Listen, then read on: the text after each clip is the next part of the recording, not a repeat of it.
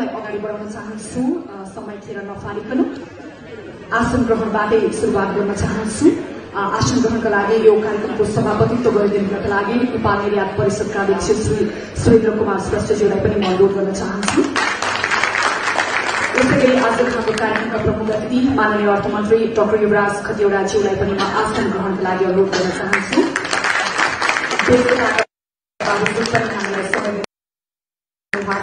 समयका लागि पनि हामी आज हाम्रो कार्यक्रमका विशिष्ट अतिथि उद्योग वाणिज्य तथा आपूर्ति मन्त्रालयका सचिव श्री वैकुण्ठ अरियालज्यू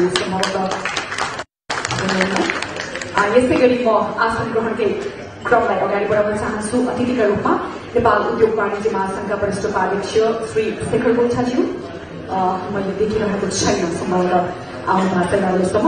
अतिथिका रूपमा नेपाल चेम्बर अफ कमर्सका अध्यक्ष श्री राजेश कार्य श्रेष्ठज्यूलाई पनि म आसन ग्रहणका लागि अनुरोध गर्न चाहन्छु। यसै गरी नेपाल उद्योग परिषदका अध्यक्ष सतीश कुमार मौर्य, यसै गरी नेपाल उद्योग वाणिज्य महासंघका उपाध्यक्ष उमेशलाल श्रेष्ठज्यूलाई पनि म आसन ग्रहणका लागि अनुरोध गर्न चाहन्छु। यसै गरी नेपाल उद्योग वाणिज्य महासंघका उपाध्यक्ष चन्द्र प्रसाद ठटालज्यूलाई पनि म आसन ग्रहणका लागि अनुरोध गर्न चाहन्छु। यसै गरी व्यापार तथा निकासी प्रवर्धन केन्द्रका कार्यकारी निर्देशक श्री शरद विक्रम राणाज्यूलाई पनि म आसन ग्रहणका लागि हार्दिक अनुरोध गर्न चाहन्छु। नेपाल हस्तकला महासंघका उपाध्यक्ष श्री रविन्द्र साक्यज्यूलाई पनि म आसन ग्रहणका लागि अनुरोध गर्न चाहन्छु। मैले देखिरहेको छु नेपाल सरकारका उच्चपदस्थ कर्मचारीहरू हुनुहुन्छ, कृपया यथास्थानमा आसन ग्रहण गरिदिनुहोला। विभिन्न वस्तुगत संघका अध्यक्षज्यूहरू पनि पाल्नु भएको छ, पदाधिकारीज्यूहरू, सदस्यज्यूहरू, यहाँहरू सबैजनालाई हामी हार्दिक स्वागत गर्दै यथास्थानमा आसन ग्रहणका लागि अनुरोध गर्न चाहन्छौँ। नेपाल निर्यात परिषदका निवर्तमान अध्यक्ष अर्जुन कुमार भट्टराईज्यू कृपया आसन ग्रहण गरिदिनुहोला। यसै गरी यस संस्थाका पूर्व अध्यक्ष श्री राजु श्रेष्ठज्यू मञ्चमा आएर आसन ग्रहण गरिदिनुहोला। यसै गरी यसै संस्थाका पूर्व अध्यक्ष श्री नरेश दासज्यूलाई पनि म आसन ग्रहणका लागि हार्दिक अनुरोध गर्न चाहन्छु। यसै गरी नेपाल निर्यात परिषदका कार्यसमितिका पदाधिकारीज्यूहरू तथा सम्पूर्ण सदस्यज्यूहरूलाई यथास्थानमा आसन ग्रहणका लागि म पुनः एकपटक अनुरोध गर्न चाहन्छु। यसै गरी म भोलिन्टियर साथीहरूलाई कार्यक्रममा मञ्च पाल्नु भएका मञ्चमा आसीन अतिथि तथा विशिष्ट अतिथिज्यूहरूलाई फूलको गुच्छ तथा ब्याज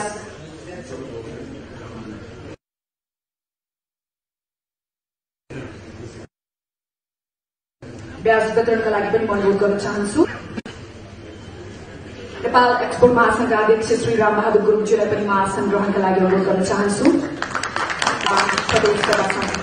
कृपया आसन ग्रहण गरिदिनुहोला।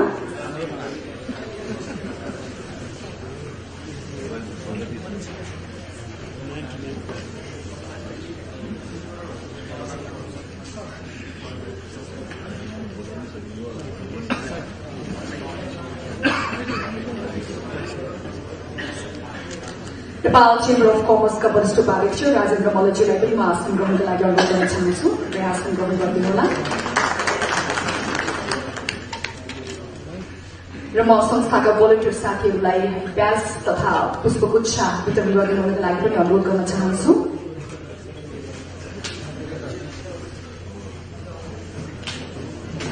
दिगो आर्थिक विकासको आधार निर्यात व्यापार भन्ने नाराका साथ आज हामी चौथो निर्यात दिवस मनाइरहेका छौं। आयातको आँकडाले हामी सबैलाई पिरोलिरहेको छ। यो समयमा निर्यात दिवस मनाउन पाउनु पनि आफैमा ठूलो गर्वको कुरा हो। यो चौथो निर्यात दिवसको अवसरमा आफ्नो व्यस्तताका बावजुद पनि हामीलाई समय दिनुभएको छ, यो कार्यक्रममा सरिक हुनु भएको छ। धन्यवाद पनि म ज्ञापन गर्न चाहन्छु। र यो बीचमा एउटा जानकारी पनि राष्ट्रिय खबर.com-बाट हामी लाइभ पनि गरिरहेका छौं र काष्ठमण्डल टेलिभिजनबाट पनि यो कार्यक्रम प्रत्यक्ष रूपमा प्रसारण भइरहेको छ। टेलिभिजनबाट हामीलाई हेरिरहनुभएका दर्शकवृन्दहरूलाई पनि पुनः एकपटक म स्वागत गर्न चाहन्छु नेपाली निर्यात दिवसको यो कार्यक्रममा।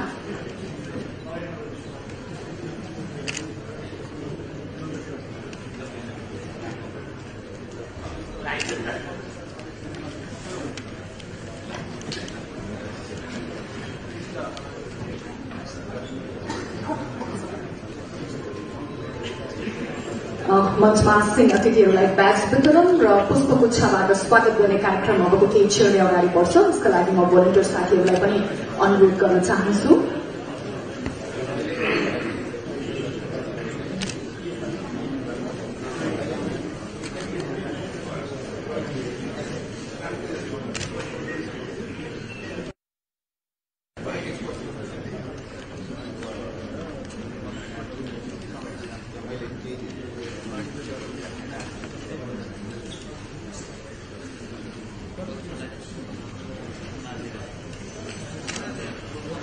र कार्यसमितिका पदाधिकारी र सदस्यहरूलाई पनि म कृपया मञ्चमा आएर दोस्रो पङ्क्तिमा आसन ग्रहणका लागि अनुरोध गर्न चाहन्छु।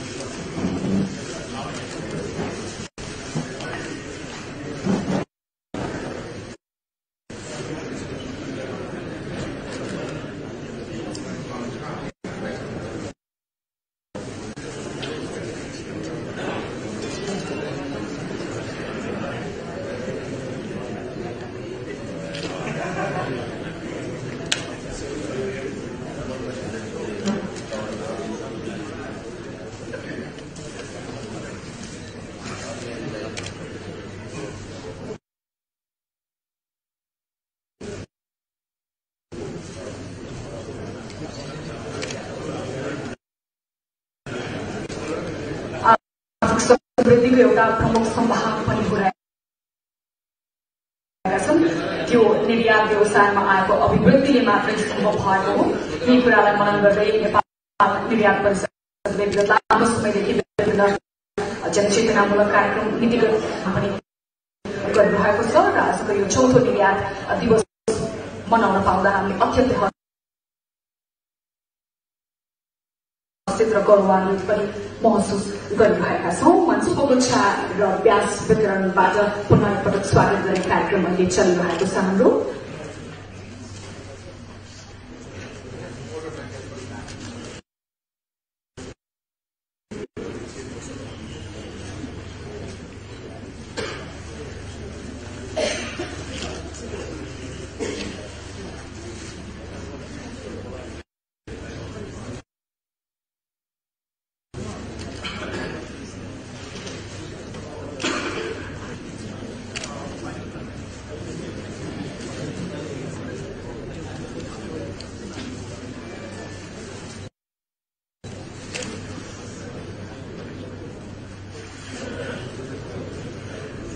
धन्यवाद।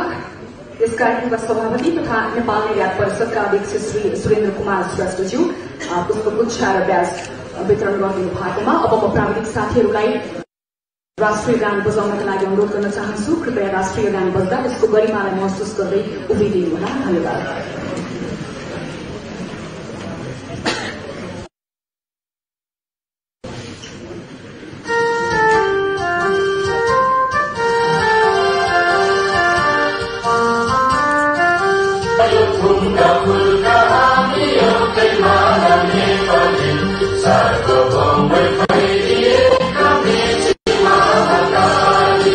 Sayang pun dah berkah, biar kemana ni pergi.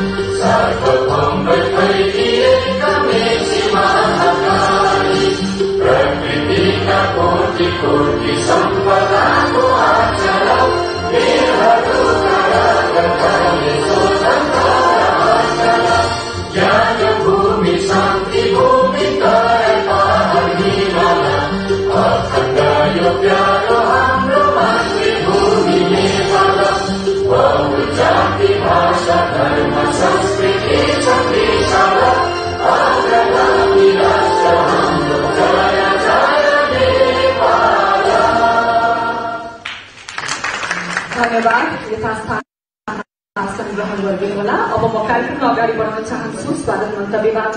स्वागत मन्तव्यका लागि नेपाल निर्यात परिषदका अध्यक्ष तथा यस कार्यक्रमका सभापति श्री सुरेन्द्र कुमार श्रेष्ठज्यूलाई अनुरोध गर्न चाहन्छु। धन्यवाद।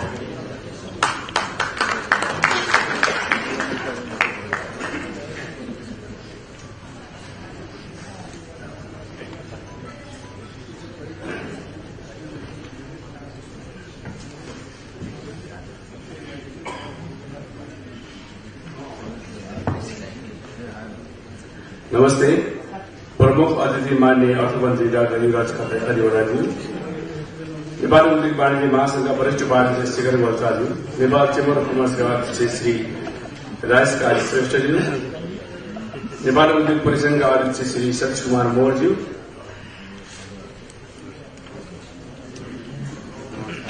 नेपाल उद्योग वाणिज्य महासंघका उपाध्यक्ष श्री उमेशलाल श्रेष्ठज्यू, नेपाल उद्योग वाणिज्य महासंघका उपाध्यक्ष श्री चन्द्र लगाज्यू, नेपाल चेम्बर अफ कमर्सका वरिष्ठ उपाध्यक्ष श्री राजेन्द्र मल्लज्यू, व्यापार तथा निकासी प्रबन्धन केन्द्रका कार्यकारी निर्देशक श्री शरद विक्रम राणाज्यू, नेपाल हस्तकला महासंघका उपाध्यक्ष रविन्द्रज्यू, विभिन्न वस्तुगत संघका अध्यक्षज्यूहरू, पदाधिकारीज्यूहरू, सदस्यज्यूहरू, नेपाल निर्यात परिषदका निवर्तमान अध्यक्ष अर्जुन कुमार भट्टराईज्यू, पूर्व अध्यक्ष श्री राज श्रेष्ठज्यू, पूर्व अध्यक्ष श्री नरेश दासज्यू, परिषदका कार्य समितिका पदाधिकारीज्यूहरू तथा सदस्यज्यूहरू, विशिष्ट पाहुनाहरू लगायत नेपाल निर्यात परिषदका आदरणीय सदस्य महानुभावहरू तथा पत्रकार मित्रहरू, नेपाल निर्यात परिषदको आयोजनामा व्यापार तथा निकासी प्रबन्धन केन्द्रको सहयोगमा नेपाल हस्तकला महासंघको सह आयोजनामा निर्यात दिवस 2076 मा पाल्नुहुने प्रमुख अतिथि माननीय अर्थमन्त्री डाक्टर युवराज खतिवड़ाज्यू र अन्य अतिथिज्यूहरू लगायत सम्पूर्ण महानुभावहरूलाई आजको यस कार्यक्रममा मेरो व्यक्तिगत तर्फबाट र नेपाल निर्यात परिषदको तर्फबाट हृदयदेखि नै हार्दिक स्वागत अभिवादन गर्दछु।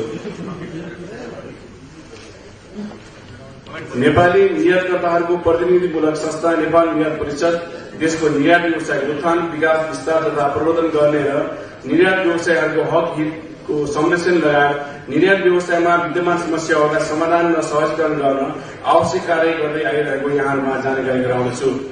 यस परिषदले निर्यात प्रक्रियासँग सम्बन्धित विभिन्न संघ संस्था, नेपाल सरकारका विभिन्न निकायहरूसँग आवश्यक समन्वय गरी समस्यालाई समाधान गर्ने कार्यमा आफ्नो भूमिकालाई सशक्त रूपमा निर्वाह गरिरहेको छ।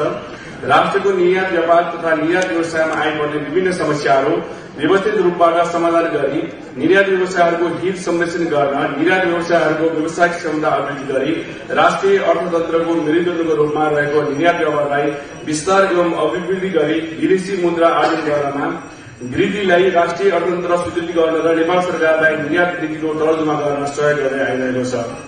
आजको विश्वमा जति पनि मुलुकले आर्थिक समृद्धि हासिल गरेका छन् त्यसमा निर्यातको ठूलो योगदान छ। मुलुकमा अहिले लगानीको राम्रो वातावरण बनिरहेको छ, तर पनि देशको आयात निर्यात बढ्दो छ। फलस्वरूप व्यापार घाटा बढ्दै गइरहेको छ। पछिल्लो आर्थिक वर्षमा निर्यात व्यापारमा केही वृद्धि भएको छ, तर त्यो सन्तोषजनक छैन। देशको अर्थतन्त्रलाई सुदृढ पार्न र देशभित्र परिकल्पना साकार गर्न देशमा उद्योग र व्यापारको विकास अति आवश्यक छ। निर्यात मूल्यलाई 1 खरब पुर्याउने नेपालको दशक अघिको लक्ष्य बल्ल पूरा हुने देखिएको छ। सरकारले अहिलेको निर्यात वृद्धि दिगो भएको बताए तापनि व्यवसायहरूले अहिलेको निर्यात दिगो नदेखिएको बताएका छन्। उनीहरूले पाम आयातका कारण निर्यात बढेको देखिएको अर्थतन्त्रमा नीति क्षेत्रको प्रमुख भूमिका रहँदै आएको र निकासी क्षेत्रबाट असंख्य जनशक्तिहरूले रोजगारीको अवसर प्राप्त गर्नका साथै राष्ट्रिय उत्पादनमा समेत वृद्धि हुन गएको छ। राज्यको अर्थतन्त्रको लागि अत्यावश्यक वैदेशिक मुद्रा निकासकर्ता मार्फत प्राप्त हुँदै आएको छ।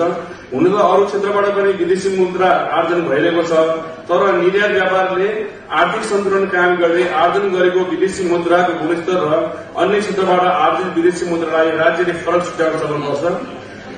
स्वदेशी जनशक्तिहरूलाई विदेश पठाएर रकम आर्जन गर्ने सोच राख्नुभन्दा स्वदेशमा नै कार्य गर्न अवसर प्रदान गरी देश विकासमा लगाउने सोच लिनु अति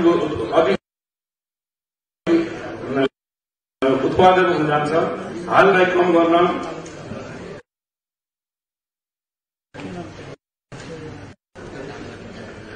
देश हामी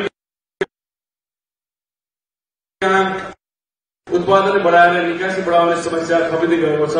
बजारको माग अनुसार उत्पादन र आपूर्ति गर्न व्यवसायहरूले सकिरहेका छन्।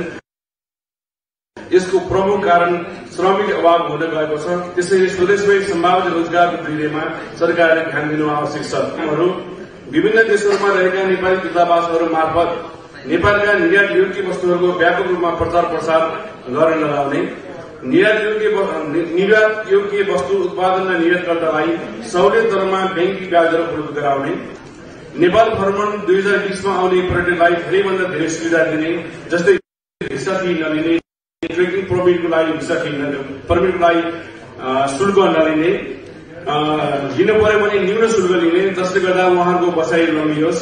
यसले गर्दा जति धेरै नेपालमा बस्नुभयो उति नै धेरै नेपालको बारेमा सकारात्मक सन्देश दिन्छुकै जानका साथै प्रचार प्रसार पनि धेरै हुन्छ। फलस्वरूप पर्यटनमा वृद्धि हुनका साथै निर्यात व्यापारमा पनि टेवा हुन्छ। माननीय पर्यटन मन्त्रीज्यूले भ्रमण वर्ष 2020 व्यापक रूपमा स्वदेश तथा विदेशमा प्रचार प्रसार गर्नुभएको छ।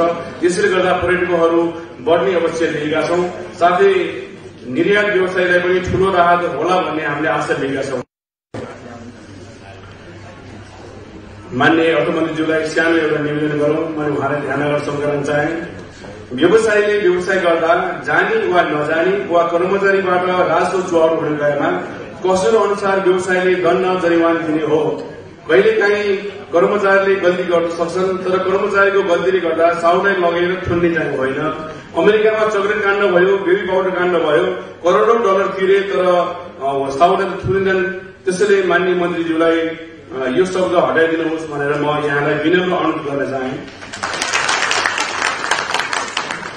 हाम्रो देशमा कर्मचारीहरूलाई पावर दिएको छ। उहाँहरूले कस्तो पावर दिएको छ भन्दाखेरि व्यापारले व्यवसाय गर्दाखेरि यदि राजस्व चुहाड हुन गएमा उहाँले यतिसम्म जरिवाना र यदि जस्तै 3 करोडसम्मको एक्जाम्पल भनौँ 3 करोडको राजस्व चुहाड गरेको छ भने उहाँलाई 3 करोड रुपियाँ जरिमाना या 5 वर्ष जेल या दुवै भनिएको छ।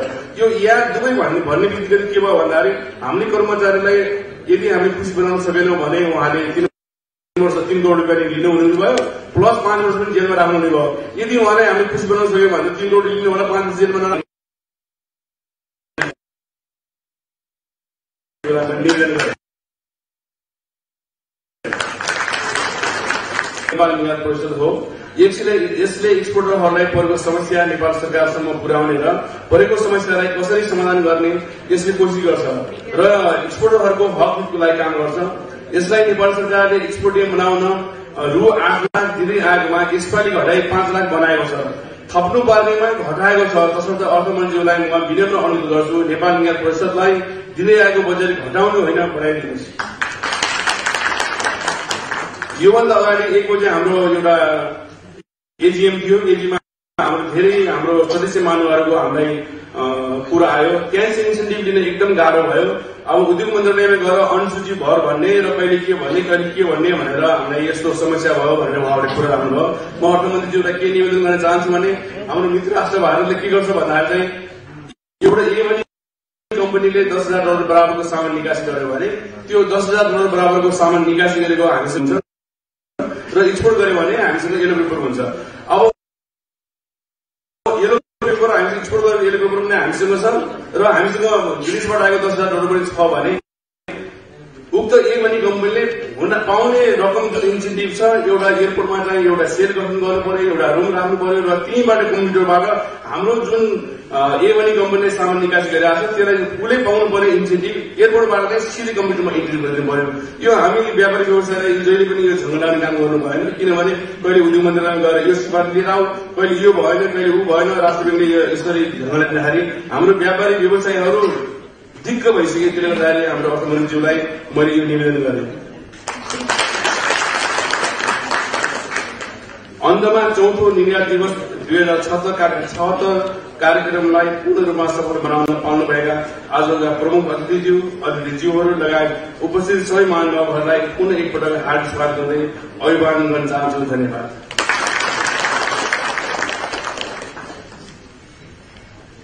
धन्यवाद। यस कार्यक्रमका सभापति श्री सुरेन्द्र कुमार श्रेष्ठज्यू नेपाल निर्यात परिषदका उहाँ अध्यक्ष पनि हुनुहुन्छ। आफ्नो स्वागत मन्तव्य व्यक्त गरेर जानुभयो। पक्कै पनि आयातको डरलाग्दो आँकडाले हामी सबैलाई पिरोडिरहेको यो अवस्थामा निर्यात दिवस मनाइरहेका छौँ। यो पनि आफैमा एउटा सकारात्मक कुरा हो। यो एउटा उत्साह पनि थप्छ। यस्ता कार्यक्रमहरू लिएर हामी कहाँ छौँ भनेर समीक्षा गर्ने एउटा अवसर पनि हुन सक्छ।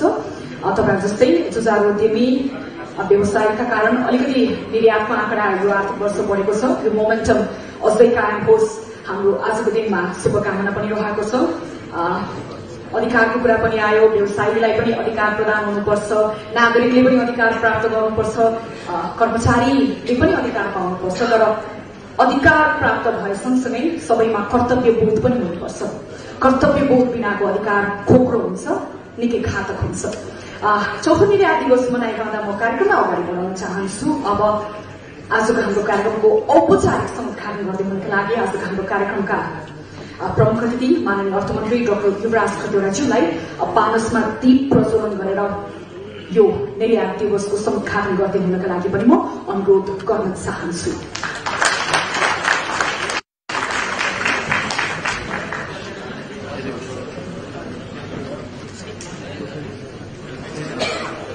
पुनः एकपटक यहाँहरू सम्पूर्णलाई जानकारी गराउन चाहन्छु। चौथो निर्यात दिवस हामी मनाइरहेका छौँ। चौथो प्रमुख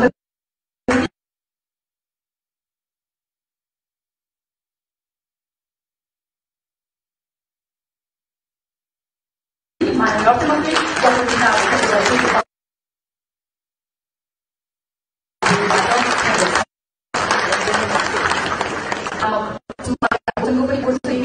क्यालेन्डरको पनि लन्च गरिदिनुका लागि म निर्यात नामक स्मारिकाको पनि विमोचन हुन गइरहेको छ। माननीय अर्थमन्त्री डाक्टर युवराज खतिवड़ाज्यूको बाहुलीबाट यसमा प्रकाशित सामग्रीले निर्यात व्यापारको निर्यात प्रवर्धनका लागि हालसम्म भएका प्रयास र आगामी दिनमा दिनुपर्ने रणनीतिहरू सबै कुराको जानकारी यो निर्यात नामक स्मारिकामा प्राप्त गर्न सक्नुहुन्छ। उहाँले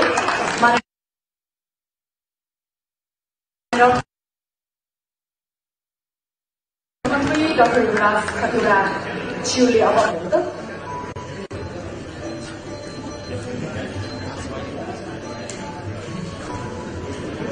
निर्यात नामक यो स्मारिका सम्भवतः एउटा अध्ययन सामग्री पनि हुन सक्छ नेपालमा निर्यात प्रवर्धन कसरी गर्ने भन्ने विषयमा। साथसाथै नेपाल निर्यात परिषदले प्रकाशन गरेको क्यालेन्डर पनि लन्च हुँदैछ।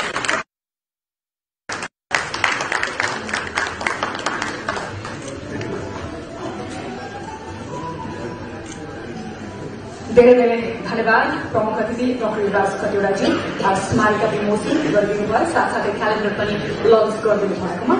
कार्यक्रमलाई फेरि पनि अगाडि बढाउन चाहन्छु। मन्तव्यको क्रमलाई अगाडि बढाउन म गइरहेको छु। आफ्नो मन्तव्य व्यक्त गरिदिनुका लागि नेपाल हस्तकला महासंघका उपाध्यक्ष श्री रविन्द्र साथीज्यूलाई म अनुरोध गर्न चाहन्छु आफ्नो छोटो मन्तव्यको लागि। धन्यवाद।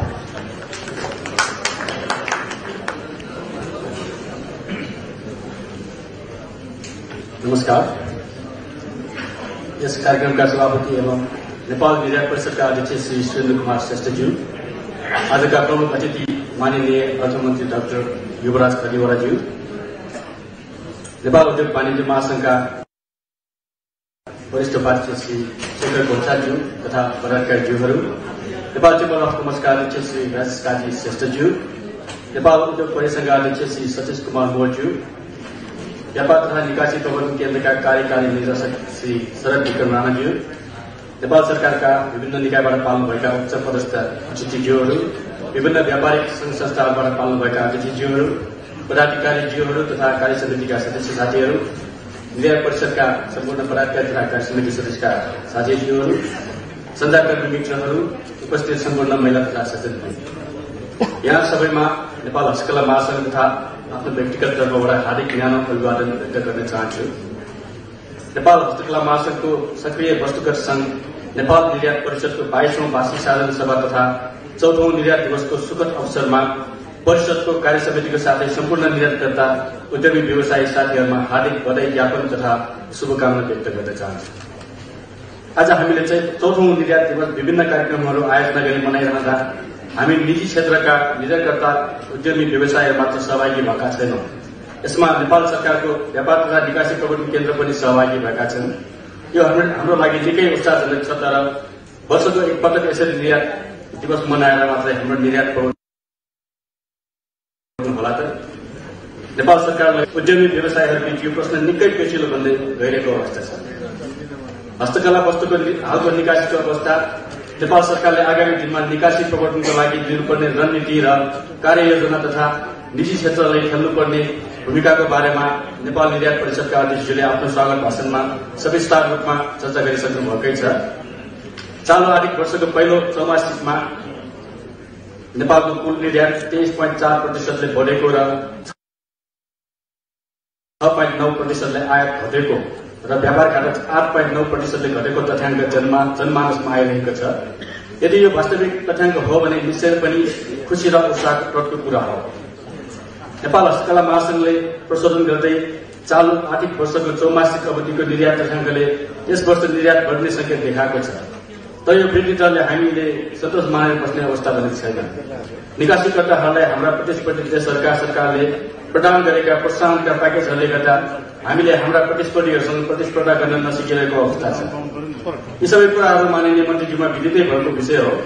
नेपाल सरकारले आगामी बजेटमा निर्यात प्रोत्साहनको प्याकेज नै घोषणा गरिदिनको लागि म प्रमुख अतिथिज्यूमा विशेष आग्रह गर्दै यसमा श्रीमान वाणिज्य तथा आपूर्ति मन्त्रालयको पनि विशेष पहलको लागि हार्दिक अनुरोध गर्न चाहन्छु। म यस कार्यक्रममा निर्यातसँग सम्बन्धित नेपाल सरकारका सबै विभाग र कार्यालयहरूमा निकासी मैत्री वातावरण कायम होस् र विशेष गरी त्रिभुवन अन्तर्राष्ट्रिय विमानस्थल भन्सार कार्यालयको यात्रु प्रस्थान कक्ष र आगमन कक्षमा निकासीकर्ताहरूलाई हतोत्साहित तुल्याउने खालको वातावरणको छिटोभन्दा छिटो आउँदो होस् भन्ने हामी निर्यातकर्ताहरूको चाहना रहेको अवगत गराउन चाहन्छौँ।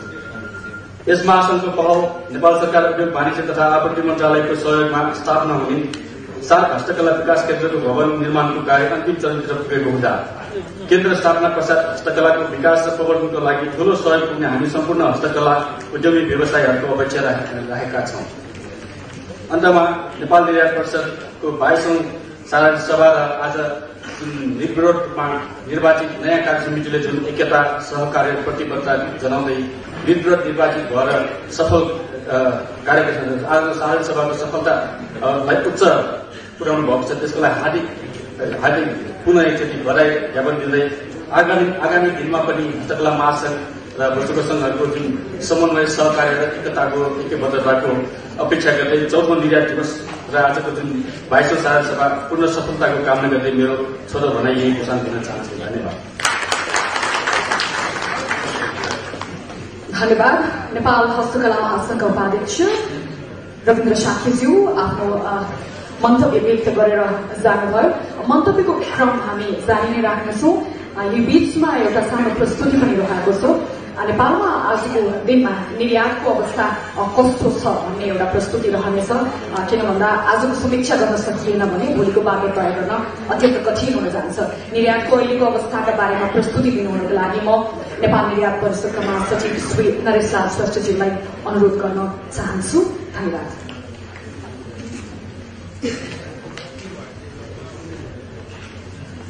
धन्यवाद। देशमा आसीन सम्पूर्ण मन्त्रीज्यू लगायत सम्पूर्ण विशिष्ट व्यक्तिहरूको अनुमतिमा म एउटा छोटो प्रस्तुति राख्न गइरहेको छु। यो नेपाल निर्यात परिषदले तयार गरेको तर यसको चाहिँ सोर्स चाहिँ हामी टिपिसीबाट र गार्मेन्ट एसोसिएसनबाट लिएको छौँ। हाम्रो चाहिँ यो समृद्धिको लागि निर्यात व्यापार प्रवर्धन भन्ने हाम्रो चाहिँ यसको नारा छ। नेपालमा चाहिँ अहिले निर्यातको आकार धेरै सानो र एकदमै निर्यात वृद्धि छिनो अवस्थामा छ र तीव्र गतिको वृद्धिको सहित भारी आयात भन्ने चाहिँ एउटा यहाँ लेखिनु भएको छ र व्यापार घाटा एकदमै फराकिलो छ। निर्यातको अनुपातमा आयात धेरै गुणाले अगाडि बढेको छ। यहाँले हेर्न सक्नुहुन्छ जुन यो रातो घेरा चाहिँ जुन आयातको घेरा हो जुन चाहिँ प्रत्येक वर्ष बढिरहेको छ भने तलको निलो घेरा चाहिँ निर्यातको हो जो चाहिँ झिनो रूपमा बिस्तारै यति मात्र बढेको देखिन्छ। आयात चाहिँ तीव्र रूपमा बढेको यसले आँकडा हामीले बुझ्न सकिन्छ। नेपालमा चाहिँ अहिलेसम्म हाम्रो चाहिँ एक्सपोर्टको हिसाबमा आयो भने USA, Germany, UK, Italy, China, Canada, France, Australia, Belgium, Australia विभिन्न मुलुकहरूमा हाम्रो नेपाली वस्तुहरूको निर्यात भइरहेको छ। र अहिले उलन कार्पेटको स्थिति हेर्ने भने तपाईँले देख्नु भएको छ, पहिलाको दाजोमा धेरै तल झरेर के अवस्थामा अलिकति बढेको देखिन्छ, तर त्यही पनि सन्तोषजनक छैन। गार्मेन्ट अहिलेको हिसाबमा हेर्नु भने गार्मेन्ट चाहिँ हाम्रो यो युके, युएसए, जर्मनी, फ्रान्स, इटलीमा निर्यात भइरहेको छ। र भ्यालु हेर्ने भने पहिला चाहिँ हाम्रो चाहिँ 14 अरबको एउटा एक्सपोर्ट थियो, अहिले चाहिँ 59। रेडिमेड गार्मेन्ट्सको यस्तो अवस्था, यस्तो दिन प्रतिदिन घटेको अवस्था हामी आँकडा देखिरहेको छ। त्यसपछि पश्मिना सलको पनि अवस्था यस्तै छ, जुन अब 28 अर्बले थियो भने हाम्रो 5 वर्ष अगाडि, अहिले झन्डै 2 अरब त्यतिमा हामी तल झरिरहेको छौँ। र यो पनि विभिन्न मुलुकहरूमा हामीले एक्सपोर्ट भइरहेको छ। यसमा Germany, USA, France, UK, Italy, Switzerland, Japan, India, Finland, नर्वेमा निर्यात भइरहेको छ। यो चाहिँ 5 वर्षदेखि क्रमिक रूपमा घटेको देखिरहेको छ। यो चाहिँ हाम्रो आँकडा हो। त्यसपछि सिल्भर ज्वेलरी चाहिँ केही अवस्थामा अलिकति घटेर पनि केही अवस्थामा बढेको हामीले देखिरहेको छौँ लास्ट इयर भन्दा। यसको पनि निर्यात विभिन्न कन्ट्रीमा भइरहेको यहाँलाई अवगत जानकारी गराउँछौँ। यो उदाहरणको लागि मात्र हो, यस्तोको स्थिति चाहिँ केही वस्तु बाहेक चाहिँ हरेक वस्तुको निर्यात चाहिँ लास्ट 10 इयर्स 5 इयर्सको आँकडा हेर्ने घटिरहेको छ। र पोसाकको मात्र स्थिति हेर्ने हो भने भारत र बङ्गलादेशको तुलनामा नेपाली तयारी पोसाकको लागत 18% बढेको छ। यो चाहिँ गार्मेन्टमा मात्र होइन, कार्पेटमा, पश्मिनामा, हरेक वस्तु नेपाली वस्तुहरूमा चाहिँ नेपालको चाहिँ कस्ट अफ प्रोडक्सन चाहिँ 18% भन्दा बढी नै हामीले चाहिँ बढी छ। कारण यहाँहरू सबैलाई अवगतै छ। अब हामीले सम्पूर्ण र मेटेरियल्स हामीले विदेशबाट आयात गर्नुपर्छ र नेपालको श्रम ज्याला पनि असाध्यै महँगो छ र यहाँको हरेक बैंकको ब्याज दर पनि महँगो छ। त्यस कारणले गर्दाखेरि नेपालको चाहिँ कस्ट अफ प्रोडक्सन चाहिँ धेरै महँगो छ। हामीले विदेशी चाइना, इन्डिया र अरू कन्ट्रीहरूसँग प्रतिस्पर्धा गर्न धेरै नै गाह्रो भएको यहाँहरूलाई जानकारी नै छ। निर्यात विकासको लागि हामीलाई के आवश्यकता छ भन्दाखेरि हामीले चाहिँ वस्तु विकास गर्नुपर्ने आवश्यकता देखिन्छ। मन्त्रीज्यू, हामीले नेपालमा सीमित वस्तुहरू मात्र निर्यात भइरहेको छ। त्यसलाई चाहिँ अब वस्तु विविधीकरण गरेर विभिन्न नयाँ नयाँ प्रडक्टहरू चाहिँ पहिचान गरेर वस्तु विकास गर्नुपर्ने छ।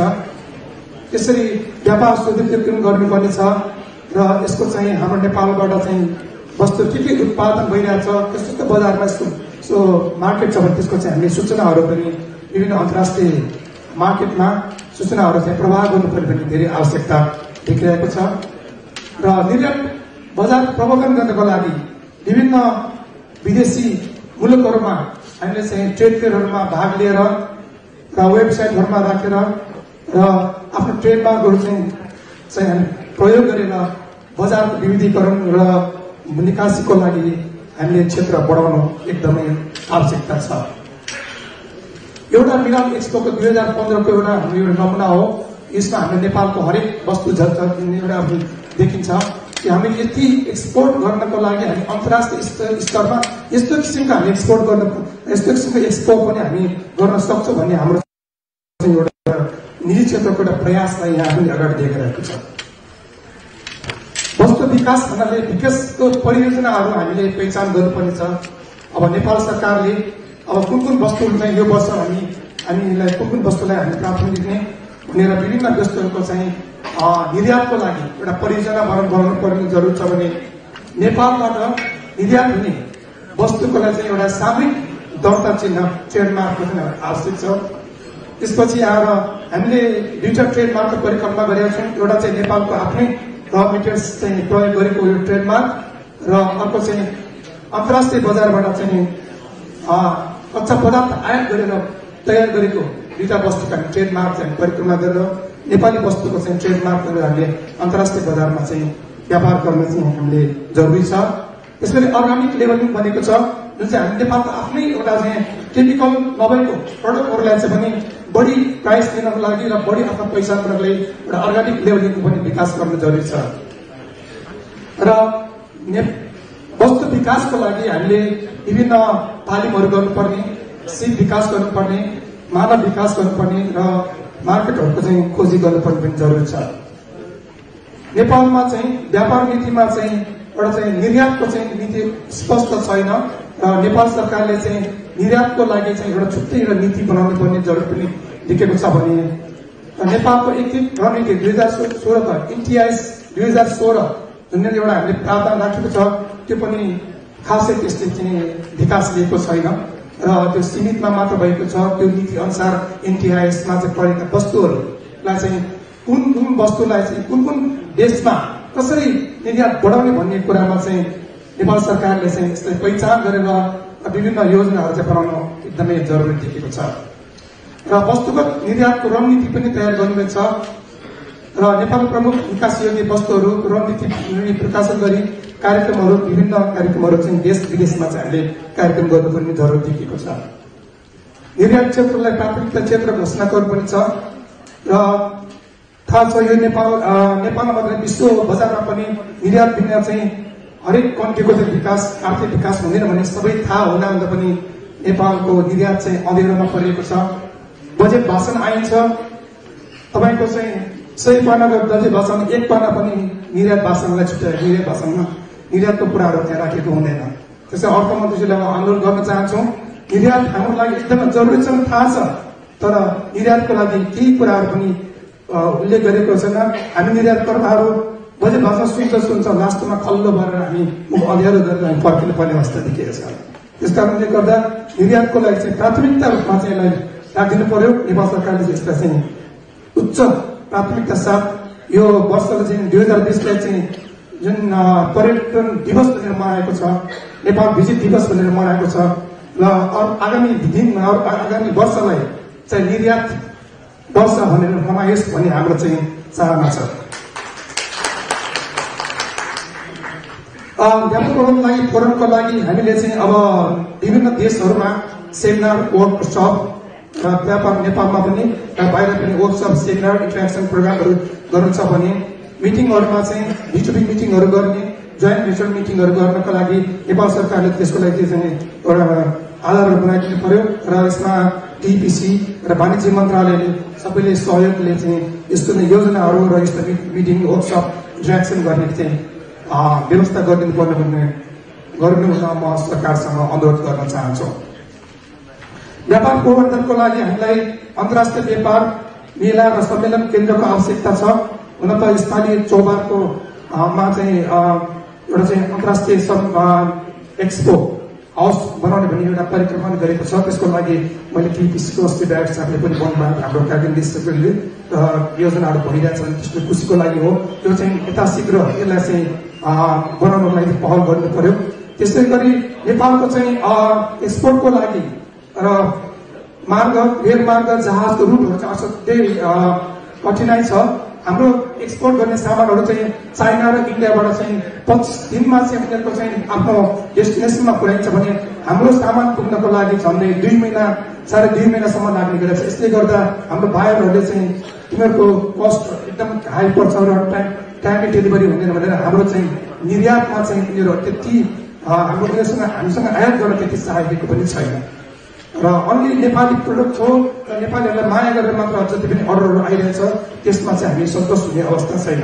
र पारवानको लागि गोदामको व्यवस्था गर्नु भने अब लास्ट इयर वीरगञ्जको भन्सारमा गोदाममा चाहिँ कति सामान चाहिँ पानी पसेर चाहिँ एकदम गोदाममा पानी पसेर धेरै नोक्सान भएको छ। त्यस कारणले गोदामहरूको व्यवस्था र ड्राइपोर्टको व्यवस्था पनि राम्रो हुनुपर्ने आवश्यकता छ। त्यसै विशेष आर्थिक विकास क्षेत्र उद्योग पार्क निर्यातक प्रशोधन केन्द्रहरूको बनाउन पनि आवश्यक छ भने नेपाल सरकारले परिकल्पना गरेको निर्यात गृहको पनि बनाउन आवश्यकता दिएको छ। र र विदेशमा नेपाली प्रोडक्टको चाहिँ सोरुम खोल्नको लागि विदेशमा भएको हाम्रो चाहिँ एमएससी मार्फत पहल गरी नेपाली वस्तुहरूको चाहिँ सोरुमको खोल्ने पनि व्यवस्था पनि हुन जरुरी छ।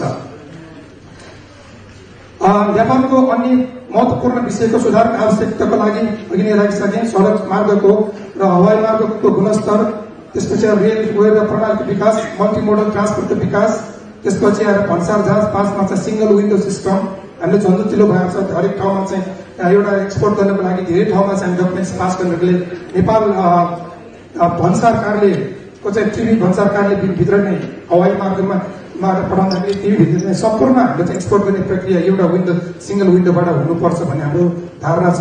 त्यसरी डकुमेन्टेसन प्रेसिडेन्ट पनि धेरै झन्झटिलो भएकोले डकुमेन्टेसन प्रेसिडेन्टमा पनि अलिकति सरलता ल्याइयोस् भन्ने हाम्रो चाहिँ चाहना छ।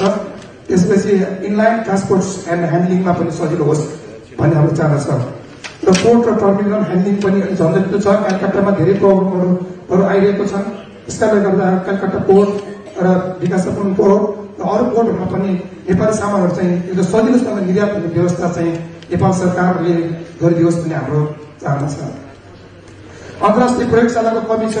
अर्थमन्त्रीज्यू, हामीले उत्पादन गरेको सामानहरू अन्तर्राष्ट्रिय बजारमा पुर्याउनको लागि अहिले ल्याब टेस्टको नभए कुनै सामानहरू एक्सपोर्ट हुँदैन।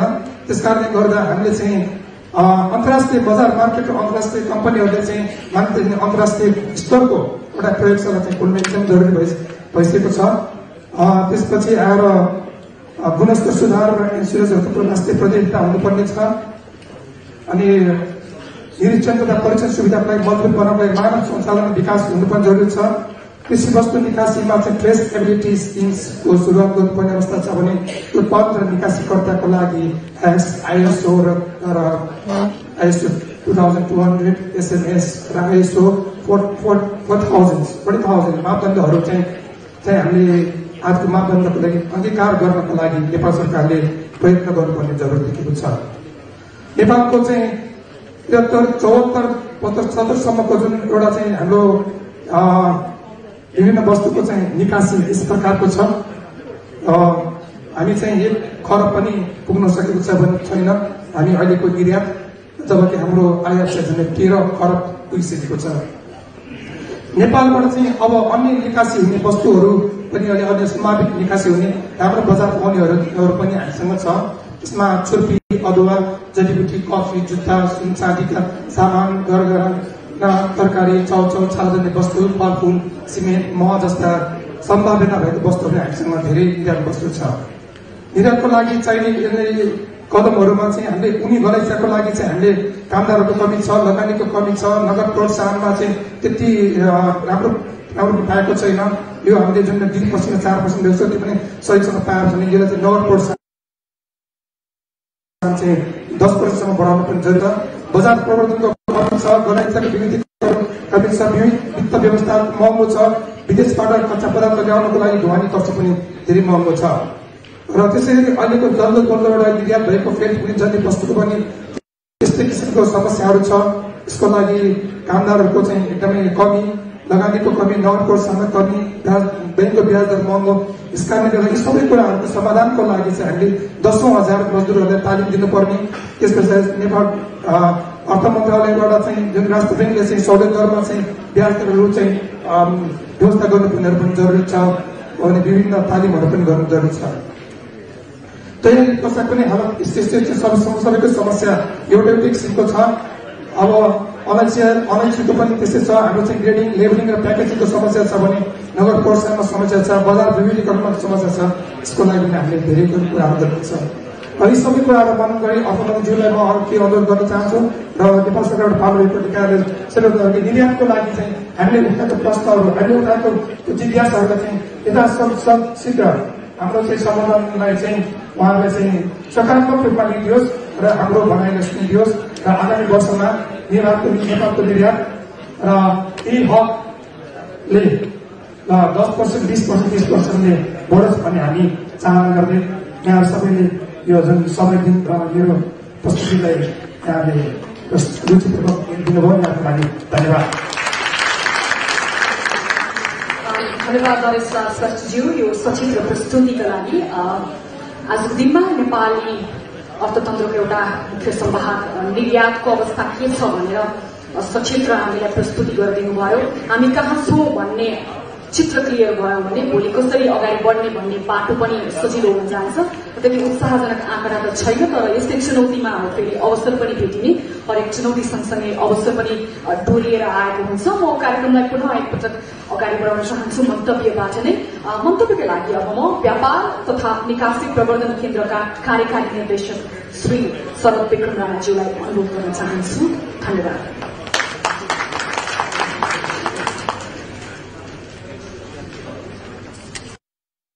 धन्यवाद।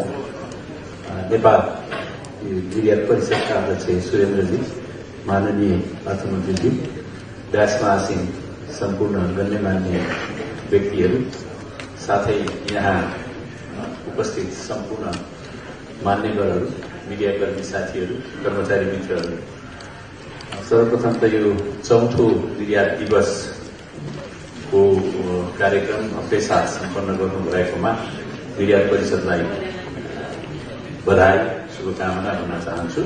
त्यसै गरी उहाँहरूको कार्य समितिको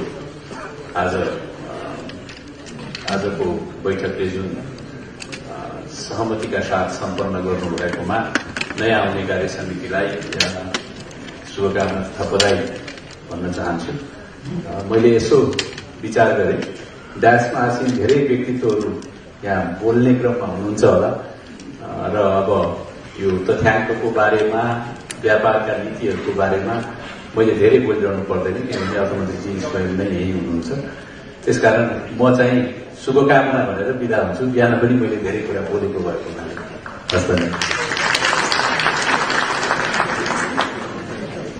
धन्यवाद। आफ्नो शुभकामनाका शब्दका लागि व्यापार तथा निकासी प्रवर्धन केन्द्रका कार्यकारी निर्देशक श्री शरद विक्रम राणाज्यू। अब म मन्तव्यकै क्रमलाई अगाडि बढाउन चाहन्छु।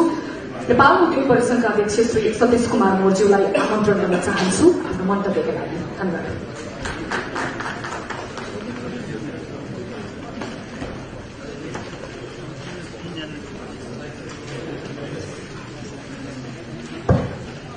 धन्यवाद।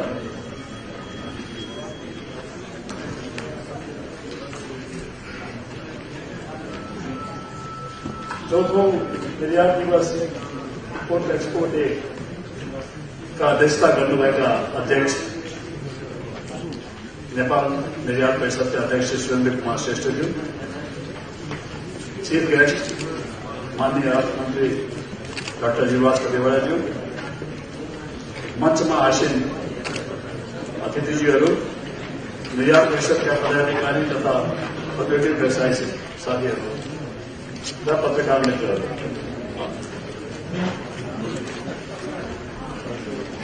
म बुदा भाइले दुई चारवटा कुराको सबभन्दा पहिला त मलाई बोल्ने मौका दिनुभएकोमा आयोजकहरूलाई म धन्यवाद दिन चाहेको छु र साथसाथै दुई तीनवटा कुरा मैले स्पेसली भन्न चाहेको हो, जसले गर्दाखेरि हाम्रो जुन हिजो हामीले हेरिरहेका छौँ, यो सालमा हाम्रो चाहिँ इम्पोर्ट घटेको छ, एक्सपोर्ट बढेको छ। अझ एक्सपोर्ट कसरी बढावा गर्ने, कसरी चाहिँ बढीभन्दा बढी फेसिलिटेसन गर्ने भनेर हाम्रो सबैको सोचाइ हो। तदनुसारले आज हाम्रो बिचमा मान्य अर्थमन्त्रीले हुँदाखेरि हामीले दुई तीनवटा कुरा चाहिँ कोसिस गर्न चाहेको नेपाल उद्योग परिसंघले। सबभन्दा पहिला त एउटा कुरा के भन्न चाहेको भने भ्याल्यु एडिसनको आधारमा कुनै पनि हामीले चाहिँ इन्सेन्टिभहरू दिँदाखेरि त्यो अनुसारले नै हामी गरौँ भने, यदि चाहिन्छ भने सरकारलाई यदि आवश्यक लाग्छ भने कुनै एउटा चाहिँ नेगेटिभ लिस्ट नै बनाएर हुन्छ होला, तर त्यो बाहेक चाहिँ हामीसँग ब्ल्याङ्केट यसलाई राख्दाखेरि भोलिका दिनमा धेरैवटा अपर्च्युनिटिजहरू, धेरैवटा चाहिँ सम्भावनाहरू विभिन्न मुलुकमा चाहिँ खोल्न सक्छ। त्यसै कारणले त्यसलाई चाहिँ हामी ब्ल्याङ्केटको रूपमा राखेर एक्सपोर्टलाई हामीले बढावा गर्न सक्छौँ। अर्को चाहिँ वर्ल्डमा एउटा ट्रेन्ड के देखेको छ भने मान्य मन्त्रीज्यू, एक्सपोर्ट हाउसले एक्सपोर्ट गर्दै गएको छ, इन्डस्ट्रीले आफ्नो प्रोडक्सन गर्छ र चाहिँ बजारको विविधीकरण एक्सपोर्ट हाउसले विभिन्न चाहिँ उद्योगहरूसँग कनेक्सन गरेर पनि एक्सपोर्ट गर्दै रहेछ। त्यसै कारण त्यसलाई पनि एउटा एक्सपोर्ट हाउसको रूपमा हामीले मान्यता दिएर त्यसका चाहिँ ट्याक्सका जुन हामीले सुविधाहरू जुन एउटा इन्डस्ट्रीलाई दिइरहेका छौँ निर्यातकर्तालाई दिन्छौँ, त्यस्तै किसिमका निर्यात गृहलाई पनि त्यस्ता सुविधा दियो भने हामी एक्सपोर्ट हाउसलाई अलिकति प्रमोट गर्न सक्छौँ कन्ट्रीमा। तेस्रो कुरा हाम्रो चाहिँ एक्सपोर्टबाट अर्निङ गरेको हार्ड करेन्सीको अनुसारले विदेशमा पनि हामीले चाहिँ अफिस खोल्नको लागि वा एडभर्टाइजमेन्ट गर्नको लागि वा आफ्नो चाहिँ प्रचार प्रसार गर्नको लागि आफ्नो क्वालिटीका प्रचार प्रसार गर्नको लागि केही निश्चित हदसम्मको लागि अर्थ मन्त्रालयले पहल गरेर राष्ट्र ब्याङ्कबाट चाहिँ पर्मिसन दियो भने भोलिका दिनमा हामीले चाहिँ व्यस्त वस्तु विस्तार र एडभर्टाइजमेन्टको माध्यमबाट पनि हामीले एक्सपोर्ट गर्न सक्छौँ भने त्यो पनि हेरौँ। बन्डेड वेयर हाउसलाई व्यस्त यसपालिको बजेटले एउटा राम्रो कुरा के देखायो भने रेभेन्यू ओरिएन्टेडको बजेट नभएर एउटा चाहिँ इन्डस्ट्रियलाइजेसन ओरिएन्टेडको बजेट भएको हुनाले हामी अर्थमन्त्रीजीलाई धन्यवाद दिन चाहेकै हौँ। साथसाथै हामी के भनिरहेको छौँ भने जुन किसिमको अहिले सुविधा हामीले बन्डेड वेयर हाउसहरूको दिएको छ तर त्यो सुविधामा अहिलेसम्म चाहिँ प्र्याक्टिकल रूपमा त्यसलाई पाएको छैनौँ। त्यसलाई चाहिँ कुन तरिकाबाट हुन्छ अलिकति यसलाई सिम्प्लिफाई गर्न सक्यो भने त्यसले चाहिँ उद्योगहरूलाई एउटा मौका पनि पाउँछ र बन्डेड वेयर हाउसको फेसिलिटी लिएर उनीहरूले एक्सपोर्ट गर्दाखेरिका चाहिँ त्यो एउटा किसिमको बर्डन भन्छौँ डुइङ बिजनेस गर्दाखेरिका एउटा इन्ट्रेस्टका कुराहरू छन् त्यसलाई चाहिँ अलि न्यून गरेर उनीहरूले चाहिँ एक्सपोर्ट बढी गर्न सक्छ भनेर त्यतातिर पनि हामी कुरा गरौँ। अहिले चाहिँ विदेशमा हामीले हेरिरहेका छौँ छिमेकी मुलुकहरूमा रेसेसनको पिरियड भएको हुनाले कर्पोरेट ट्याक्सहरूमा उनीहरूले चाहिँ बेपत्ता घटाएको छ। अब आगामी सालमा हाम्रो पनि बजेट आउँदैछ, अब ज्येष्ठमा आइहाल्छ।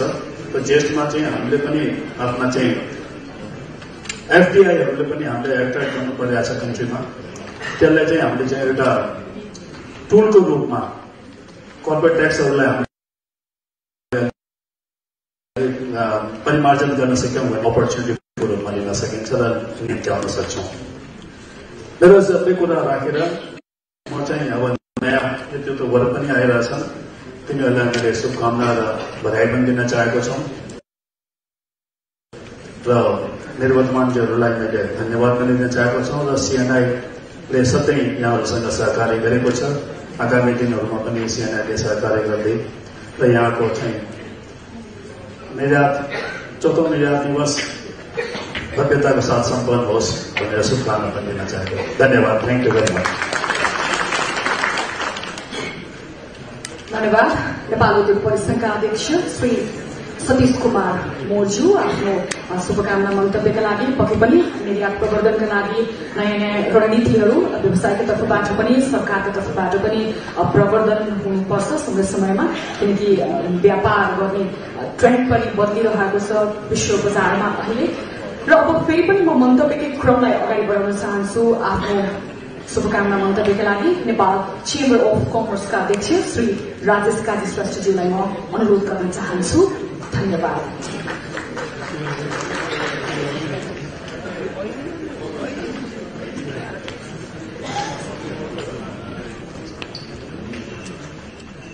नेपाल निर्यात परिषदको 22औं वार्षिक साधारण सभा तथा 4औं महाधिवेशनका सभापतित्व गरिरहनुभएका संघका अध्यक्ष सुरेन्द्र कुमार अध्यक्ष, मान्य अर्थमन्त्री आजका प्रमुख अतिथिज्यू र ड्यासमा आसीन सीएनआई, हस्तकला, एक्सपोर्ट एसोसिएसन सबै पदाधिकारी र कासा साथीहरू र विभिन्न सङ्घ संस्थाका पदाधिकारीज्यूहरू, व्यापारी मित्रहरू, पत्रकार मित्रहरू, हुन त 3जना 4जना र अध्यक्ष र नरेशजीले प्रेजेन्टेसनपछि हामी त बोल्नु छैन। अब सायद उहाँले गरेको जति पनि राखेका कुराहरू सुझाव र समस्याहरूका साथ हाम्रो अर्थमन्त्रीले त्यसलाई पहल गरिदिएपछि हामी त यहाँबाट के पनि हुने, फेरि नबोलेर लाटो भन्दा फेरि भनेर नदिजा सक्दै राख्न चाहन्छ। सर्वप्रथम त यो निर्यात वर्ष जुन मनाउने गरेछ त्यसलाई सरकारले पनि इन्डोर्स गरेकोमा हामी सरकारप्रति आभार र धन्यवाद दिन चाहन्छौँ। हामी आज 7 तारिक हरे वर्ष 4 चोटि भयो मनाइसक्यो र अहिले पनि मनाए पनि के गर्ने मनाउँदै नमनाए हुन्छ जस्तो लाग्छ केही कसैको मुखबाट पोजिटिभ कुरा आएको होइन बेकारमा मनाउने र हामी बिहान जुलुस जाने मात्रै भइरहेको देखियो अलिकति मनाएपछि 4 चोटि भयो त्यस कारणले जसरी अहिले यसपालि मान्य मन्त्री भिएनवाई जुन गरिरहेछ मैले पनि अघि हाम्रो साथी भने जस्तै यो नेपाल निर्यात वर्ष पनि मिलाएर अलि सबैलाई निर्यातमय बनाउनलाई विभिन्न देशमा नेपालमा होइन है फेरि विभिन्न देशमा कार्यक्रम गर्नु पर्यो जस्तो लाग्छ नेपालमा कार्यक्रम गरेर त केही मतलब छैन नेपाल निर्यात वर्षको विभिन्न देशमा बजेट सकेर कार्यक्रम गर्दैमा अलिकति यो हाम्रो निर्यात र हामी प्रडक्टहरूको अलिक प्रचार प्रसार होला कि जस्तो लाग्छ यसपालि सबैजना खुसी छ अब अर्थमन्त्रीको डाटामा त झनै बढ्ता आउनेछ कि यसपालि वैदेशिक व्यापारको तथ्याङ्क हेर्दा चाहिँ चालु आर्थिक वर्षको सुरुवातदेखि नै सकारात्मक देखिरहेछ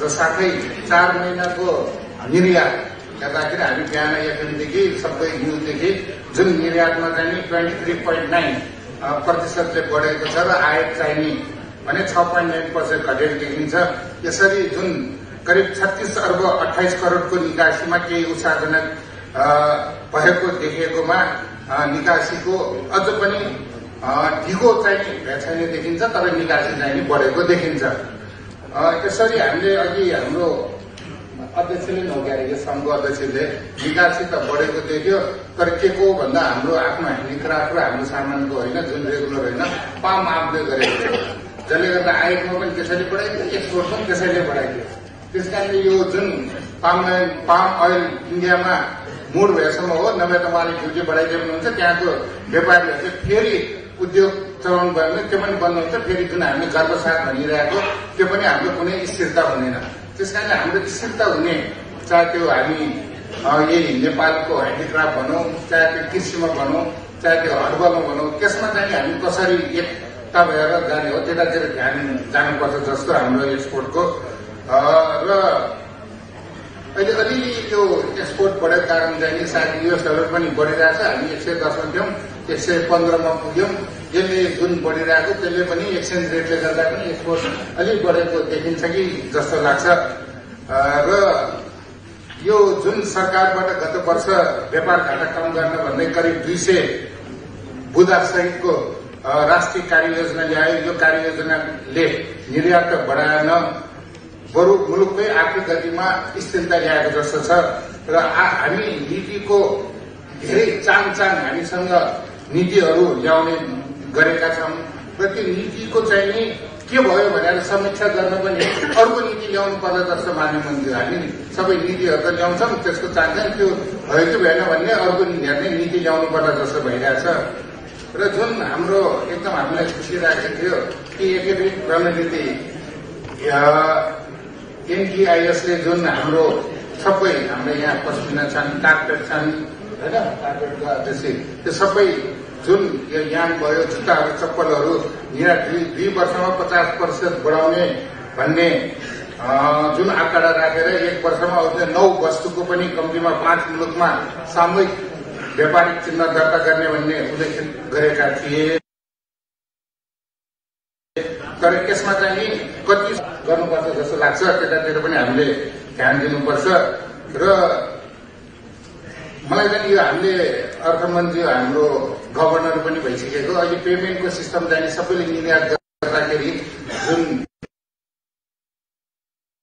हामीले धेरै कारोबार गर्दाखेरि यो पेमेन्टको मोड चाहिँ गेटवे पेमेन्ट कसरी गर्ने भनेर सायद राष्ट्र ब्याङ्कले अहिलेसम्म पनि कुनै चासो देखाएको छैन जस्तो मान्य मन्त्री यतातिर अझ पेमेन्ट अब त्यतिका हाम्रो सबभन्दा बढी टुरिस्ट आउनु भनेको इन्डिया र चाइना हो चाइनिजहरू पनि चार्ज बढाइ हुन्छ त्यो पेमेन्टलाई चाहिँ कसरी अझ सहजीकरण गरेर हाम्रो एक्सपोर्ट हुने हामीले त जति पैसा आयो तुरन्त पैसा आएको हिसाब देखाउने नभए एन कानुन फेरि हाम्रो ठाउँमा छ हाम्रो फेरि अहिलेको हाम्रो एन कानुनले हामीले आम्दानी पनि देखाउनु पर्यो व्यापार पनि देखाउनु पर्यो त्यसले गर्दा चाहिँ यो डिजिटल पेमेन्टको लागि पनि अलिकति महत्त्व दिनु पर्ला अब इन्सेन्टिभ एक्सपोर्टको कार्यक्रममा आएर इन्सेन्टिभ नबोलिकन फेरि राम्रो हुँदैन यो इन्सेन्टिभ दिने पनि अर्थमन्त्रीज्यूले पास पनि गर्नुभयो तर यो इन्सेन्टिभ दिनलाई चाहिँ यो एक्सपोर्ट हुने बित्तिकै त्यही यो हाम्रो ठलो यो जुन भन्सारबाटै चेक दिने व्यवस्था गरेपछि मात्रै यो इन्सेन्टिभ फेरि हामीले कुनै पनि एक्सपोर्टर लिने होइन,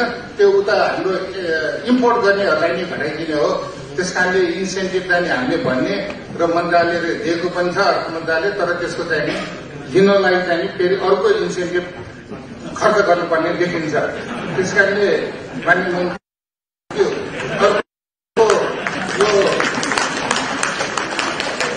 एक्सपोर्टको चाहिँ अलिकति जसरी हामीले माननीय मन्त्रीले पनि औद्योगिकरण गर्ने भनेर अस्ति धेरै हाम्रो बजेटमा 1 तह मुनि भन्सारको पनि ल्यायो, त्यो पनि हामीले स्वागत गर्यौं।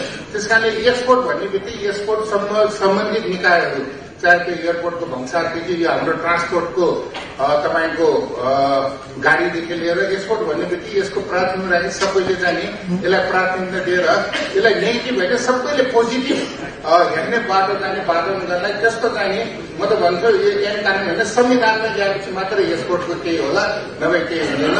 अघि म धेरै अझ मान्य मन्त्री अलिकति हतार गरेर आएको त्यसै कारणले म आफ्नो भनाइ बिन्ती गर्छु।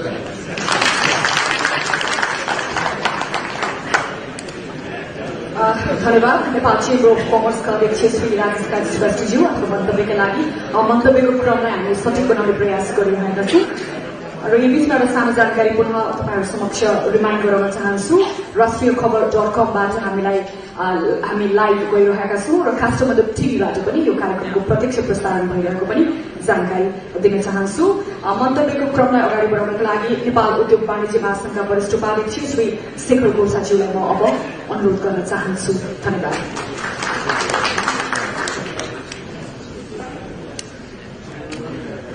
धन्यवाद। यस चौथो निर्यात दिवसलाई अध्यक्षता गर्नुभएका नेपाल निर्यात परिषदका अध्यक्ष सुरेन्द्र कुमार श्रेष्ठज्यू, आजका प्रमुख अतिथि माननीय अर्थमन्त्रीज्यू, सेनाका अध्यक्षज्यू, चेम्बरका अध्यक्षज्यू, मञ्चमा बस्नुभएका अन्य विशिष्ट व्यक्तित्वहरू, औद्योगिक व्यवसाय मित्रहरू, पत्रकार साथीहरू, महिला तथा सज्जनहरू, सबैभन्दा पहिला त नेपाल निर्यात परिषदको चौथो निर्यात दिवस 2076 मनाउनुको लागि रहेको सन्दर्भमा परिषदलाई हार्दिक बधाई तथा सफलताको शुभकामना पनि म दिन चाहन्छु। नेपाल निर्यात परिषदले नेपाल वस्तुहरूको निकासीमा गरेको प्रयास र विस्तार अत्यन्त सराहनीय छ। मलाई यहाँ बोलाएपछि मैले केही व्यापारको तथ्याङ्क र निर्यातसँग सम्बन्धित केही नीति नियमहरू हेर्ने प्रयास गरेँ। सन् 2004 मा हामीले विश्व व्यापार संगठनको सदस्यता लिँदा हाम्रो व्यापार घाटा 92 करोड थियो। गत आर्थिक वर्षमा यो बढेर 13 खर्ब 91 अर्ब खुल्ला हुँदा जुन हामीलाई WTO ले हामीलाई खुल्ला गरेको थियो, यस्तो हुँदा पनि बजार विस्तार हुन सकेन। प्रतिस्पर्धा भन्न तुलनात्मक लाभका वस्तु तथा सेवा पहिचान गर्नुपर्ने कुरा पनि आयो। हामीका पनि 12 वस्तु र सेवालाई नेपाल ट्रेड इन्टिग्रेसन स्ट्राटेजी अन्तर्गत तुलनात्मक लाभका वस्तु भनेर पहिचान पनि गरिएको थियो। 2016 मा नयाँ सूची पनि आएको थियो। ती मध्ये केही उच्च मूल्य अभिवृद्धि हुने वस्तुको आयातको अवस्था म यहाँ कुरा राख्न चाहन्छु। अलैँची 2017-18 मा 4 अर्ब 84 करोड निर्यात भएकोमा गत वर्ष 4 अर्ब 28 करोडमा झरेर गयो। अदुवा पनि 70 करोडबाट 40 करोडमा आयो। तयारी पोसाक पनि वार्षिक करिब 50 करोड रुपियाँको गिरावट देखिन्छ। अघिको प्रस्तुतिमा हाम्रो वुलन कार्पेटको पनि अवस्था नकारात्मक देखिन्छ। चालू आर्थिक वर्षको पहिलो 4 महिनामा यी वस्तुहरूको निर्यातमा केही सुधारहरू देखिएको छ। समग्रमा निर्यात बढ्न थालेको र आयात केही घट्न थालेको छ। अघि हामीलाई भनिएको छ यसको मुख्य कारण पाम ओइल नै हो, तर रेमिटेन्स पनि यस अवधिमा झण्डै 2% घटेको छ। अब चिन्ताको विषय के हो भने व्यापार घाटालाई रेमिटेन्सले पुष्टि गर्न छोडेको छ। गत वर्ष व्यापार घाटा र रेमिटेन्स बीच ग्याप 4 खर्ब भन्दा बढी देखिसकिएको छ। त्यसैले जुन दरमा निर्यात बढेको छ त्यतिले हामीलाई पुगेको छैन। यो कुरा हामी सबैलाई स्मरण दिँदैछ। अझै हाम्रो मुलुकको निर्यात वार्षिक 1 अरब डलर पनि पुग्न सकेको छैन। हामीले विश्व व्यापार संगठनको सदस्यता लिएको र हामी जस्तै अविकसित मुलुकहरू जस्तै कम्बोडियाको निर्यात 10 खर्ब पुगिसकेको छ। अनि कम्बोडिया, बंगलादेश, रुवान्डा, इथियोपिया जस्ता मुलुकहरूमा पनि निर्यातमूलक उद्योगहरूको विशेष त्यहाँ पनि प्राथमिकता दिएको छ, तर त्यहाँ चाहिँ सफलता प्राप्त भएको छ। तुलनात्मक लाभको वस्तुहरूको पहिचान र प्रवर्धन त्यहाँ पनि भएको छ, तर त्यहाँ चाहिँ निर्यात सफलतापूर्वक अगाडि बढेको छ। हामीका पनि सरकारले 3% ब्याज दरमा पुनर्बजार दिएको छ। निर्यातमा भएको आमदानीमा नगद अनुदान पनि सरकारले दिएकै छ। निर्यात प्रवर्धन गर्ने भनेर भैरवामा विशेष आर्थिक क्षेत्र पनि बनाउन थालिएको छ। तर विश्व व्यापार संगठन साफ्टा बिमस्टेकको सदस्य पनि हामी बनेका छौं। तुलनात्मक लाभका वस्तुको पहिचान पनि गर्यौं, सहुलियतको सुविधा पनि सरकारले दियो, तर पनि सुधार हुँदैन। त्यसैले अब यसबारे अब हामी सबैले एकपटक भिन्दै ढंगले सोच्नुपर्ने बेला भएको छ जस्तो मलाई लाग्छ। कतै हामी एउटा समस्याको उपचारको लागि अर्कै समस्या त हामीले उपचार गरिरहेका छैनौं। लाभका वस्तु पहिचान र प्रवर्धनमा हामी कहाँ चुक्यौं त? सहुलियत दिने प्रक्रिया ढिलो छ कि सेजको निर्माण व्यवसायको आवश्यकता नै नबुझी अगाडि बढेको छ कि उत्पादन अन्य साधनको लागत निकै महँगो भएको छ कि प्रशासनिक झै झमेला एकदमै बढी भएको छ कि सरकारको विभिन्न निर्देशनमा नियम आदिले निजी क्षेत्र प्रसिद्ध भएर उत्पादन नबढेको हो कि अब नयाँ सिराबाट सोच्न आवश्यक छ जस्तो मलाई लाग्छ। रेमिटेन्स, वैदेशिक सहायता, निर्यातमा पाइरहेको सहुलियतले दीर्घकालीनसम्म मुलुकको अर्थतन्त्र थिई राख्न सकिँदैन। उत्पादन र निर्यात नै बढाउनुपर्छ। त्यो वस्तु सेवा र बौद्धिक सम्पत्ति जे पनि हुन सक्छ। आउनुहोस् यसपटक फेरि छलफल गरौं। मन्त्रालय सम्बन्धित अन्य निकाय, निजी क्षेत्र र विज्ञ बसेर समस्या खेलौं र समाधान खोज्नको लागि एउटा कसरी अगाडि बढ्न सकिन्छ यसको उपाय खोज्न अब आवश्यकता छ जस्तो मलाई लाग्छ। पुनः एकपटक उद्योग वाणिज्य महासंघको तर्फबाट मलाई बोलाउनु भयो र यहाँ एउटा बोल्ने मौका दिनुभयो, सम्मान दिनुभयो, त्यसको लागि म धन्यवाद दिन चाहन्छु। धन्यवाद। धन्यवाद। नेपाल उद्योग वाणिज्य महासंघका वरिष्ठ उपाध्यक्ष शेखर गुल्छाज्यू आफ्नो शुभकामना मन्तव्यका लागि। अब यो कार्यक्रमका बिजनेस पार्टनरहरू जसले आर्थिक सहयोग गर्नुभएको छ र यो भव्य कार्यक्रममा आफ्नो सहयोगी हात बढाउनु भएको छ ती संघ संस्थाका प्रतिनिधिहरूलाई आजको हाम्रो कार्यक्रमका प्रमुख अतिथि माननीय अर्थमन्त्री डाक्टर युवराज खतिवडा ज्यूको बाहुलीबाट मायाको चिनो प्रदान गर्ने कार्यक्रम भएको छ। म अर्थमन्त्रीज्यूलाई अनुरोध गर्न चाहन्छु। प्रमुख अतिथि हुनुहुन्छ सुरुवातमा व्यापार तथा निकासी प्रवर्धन केन्द्रका सदस्य विक्रम राणाज्यू कृपया मायाको चिनो ग्रहण गरिदिनुहोला। नेपाल निर्यात परिषदको बिजनेस पार्टलाई हामी अब मायाको चिनो प्रदान गर्न गइरहेका छौं।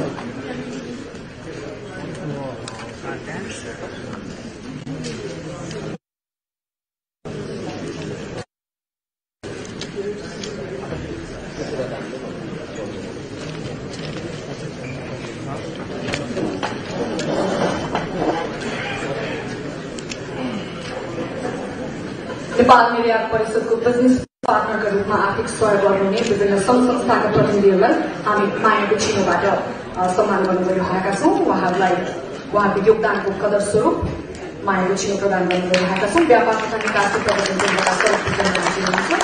यसै गरी नेपाल हस्तकला महासंघका रविन्द्र साक्यज्यूलाई पनि म अनुरोध गर्न चाहन्छु कृपया अगाडि आएर मायाको चिनो ग्रहण गरिदिनुहोला।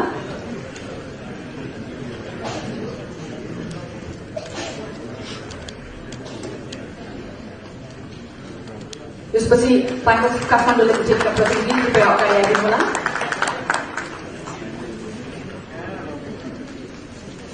बैंक अफ काठमाडौँ लिमिटेडका प्रतिनिधि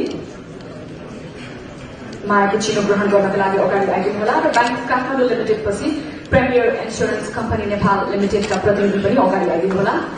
प्रिमियर इन्स्योरेन्स कम्पनी नेपाल लिमिटेडका प्रतिनिधि, बिजनेस पार्टनरका रूपमा नेपाल निर्यात परिषदको यो कार्यक्रमलाई सहयोग गर्नुहुने संघ संस्थाहरूलाई मायाको चिनो हामी वितरण गरिरहेका छौं। अनि चारैबाट हौसला बढाइदिनुहोस्। यसै गरी यो पटक सदस्यता प्रकाशन समिति उत्कृष्ट समिति बन्न सफल भएको छ। सदस्यता बढाउन पनि सफल भएको छ। निर्यात नामक स्मारिका पनि प्रकाशन गरेको छ। सदस्यता तथा प्रकाशन समितिका तर्फबाट संयोजक रामशरण थपलियाज्यूलाई पनि म अगाडि आएर मायाको चिनो ग्रहण गरिदिनुका लागि अनुरोध गर्न चाहन्छु। रामशरण थपलियाज्यू संयोजक हुनुहुन्छ। यसै गरी सदस्य हुनुहुन्छ अमृतमान श्रेष्ठज्यू, कृपया अगाडि आइदिनुहोला। अर्को सदस्य हुनुहुन्छ हरिशरण भेटवाजी, सदस्यता तथा प्रकाशन समितिका सदस्य भेटवा। यसै गरी सचिवालयलाई बलियो बनाउन मद्दत गर्नुहुने जीवन ज्योति बज्राचार्यज्यूलाई पनि म मायाको चिनो ग्रहण गर्नको लागि अगाडि आइदिनु अनुरोध गर्न चाहन्छु। जीवन ज्योति बज्राचार्य सचिवालयको तर्फबाट।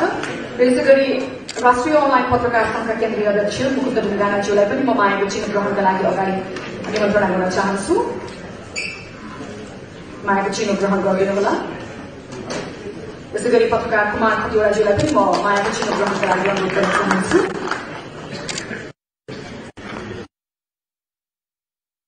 विभिन्न सहयोगी संघ संस्थाहरू उहाँहरूलाई हामी मायाको चिनोबाट स्मरण गर्न गइरहेका छौँ। उहाँहरूलाई अझ हौसला प्रदान होस् भन्ने हाम्रो मान्यता र उद्देश्य रहेको छ।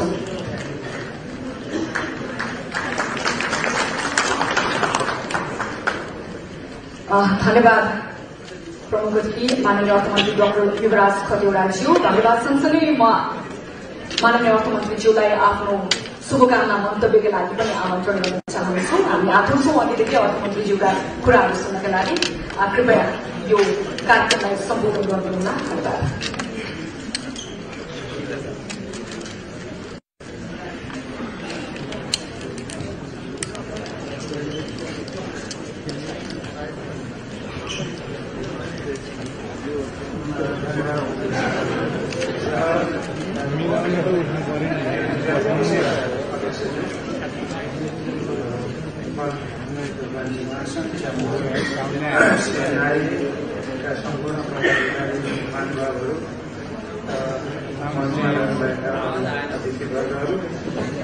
सम्पूर्ण व्यवसायी मित्रहरू, प्रेसका साथीहरू, शुभकामना छ सबैलाई निर्यात दिवसको उपलक्ष्यमा र निर्यात परिषदलाई धन्यवाद कार्यक्रममा बोलाउनुभयो र केही ज्ञानपूर्णका कुराहरू सिक्ने मौका दिनुभयो।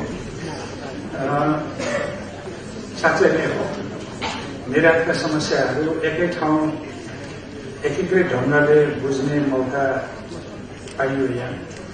अघि साथीहरूले भन्नुभयो यो दिवस किन मनाउने भनेर, यस्तै कुराको लागि हो। सबै समस्याहरू सबै प्रकारले एकै ठाउँमा एकैचोटि सुन्न पाइन्छ र त्यसले हामीले के गर्नुपर्ने रहेछ भने सरकारलाई पनि सजिलो हुन्छ बुझ्नलाई र सरकारले पनि आफ्नो संवाद एउटै फोरमबाट सबैलाई संवाद गर्न सक्छ। यस्ता कार्यक्रमहरूको महत्व त्यसरी बुझ्नुपर्छ। त्यसो हुनाले त्यो औचित्यहीन महत्वहीन कुरा चाहिँ होइन, यसलाई यसको महत्व छ। तर यहाँ उठेका कुराहरूलाई कार्यान्वयन गर्ने दुवै पक्षले इमान्दारिताका साथ अघि बढ्ने हाम्रो प्रतिबद्धताहरू चाहिँ हामीले यो चाहिँ हामीले बुझ्नुपर्छ। धेरै लामो समय व्यापार घाटाको विषयले हाम्रो टाउको दुखाइ भयो। राष्ट्रिय रूपमा अन्तर्राष्ट्रिय रूपमा छलफलको क्रममा व्यापार घाटै मात्रै आइरहे। 2 वर्ष यता करिब 2 वर्ष त नभनौँ, 2टा बजेट निर्माण गरिरहँदा अर्थमन्त्रीले राख्नुपर्ने एउटा विषय त्यही हुन्थ्यो आफ्नो मस्तिष्कमा कि व्यापार घाटा कसरी कम गर्ने। राम्रो उपाय त निर्यातै बढाउने हो। मैले वस्तु व्यापारको कुरा गरेको छु, सेवाको म पछि गर्नु। वस्तु व्यापार घाटा घटाउने हो भने अनि 13-14 खर्बको आयात 1 खर्ब पनि नभएको त्योभन्दा घटेको निर्यात जति गरे पनि हामीले निर्यात मात्रै बढाएर त धेरै वर्ष लाग्ने हो व्यापार घाटा कम गर्नलाई। आयातलाई हामीले चाहिँ स्वतन्त्र छोडिरहने हो भने त धेरै समय लाग्ने भयो।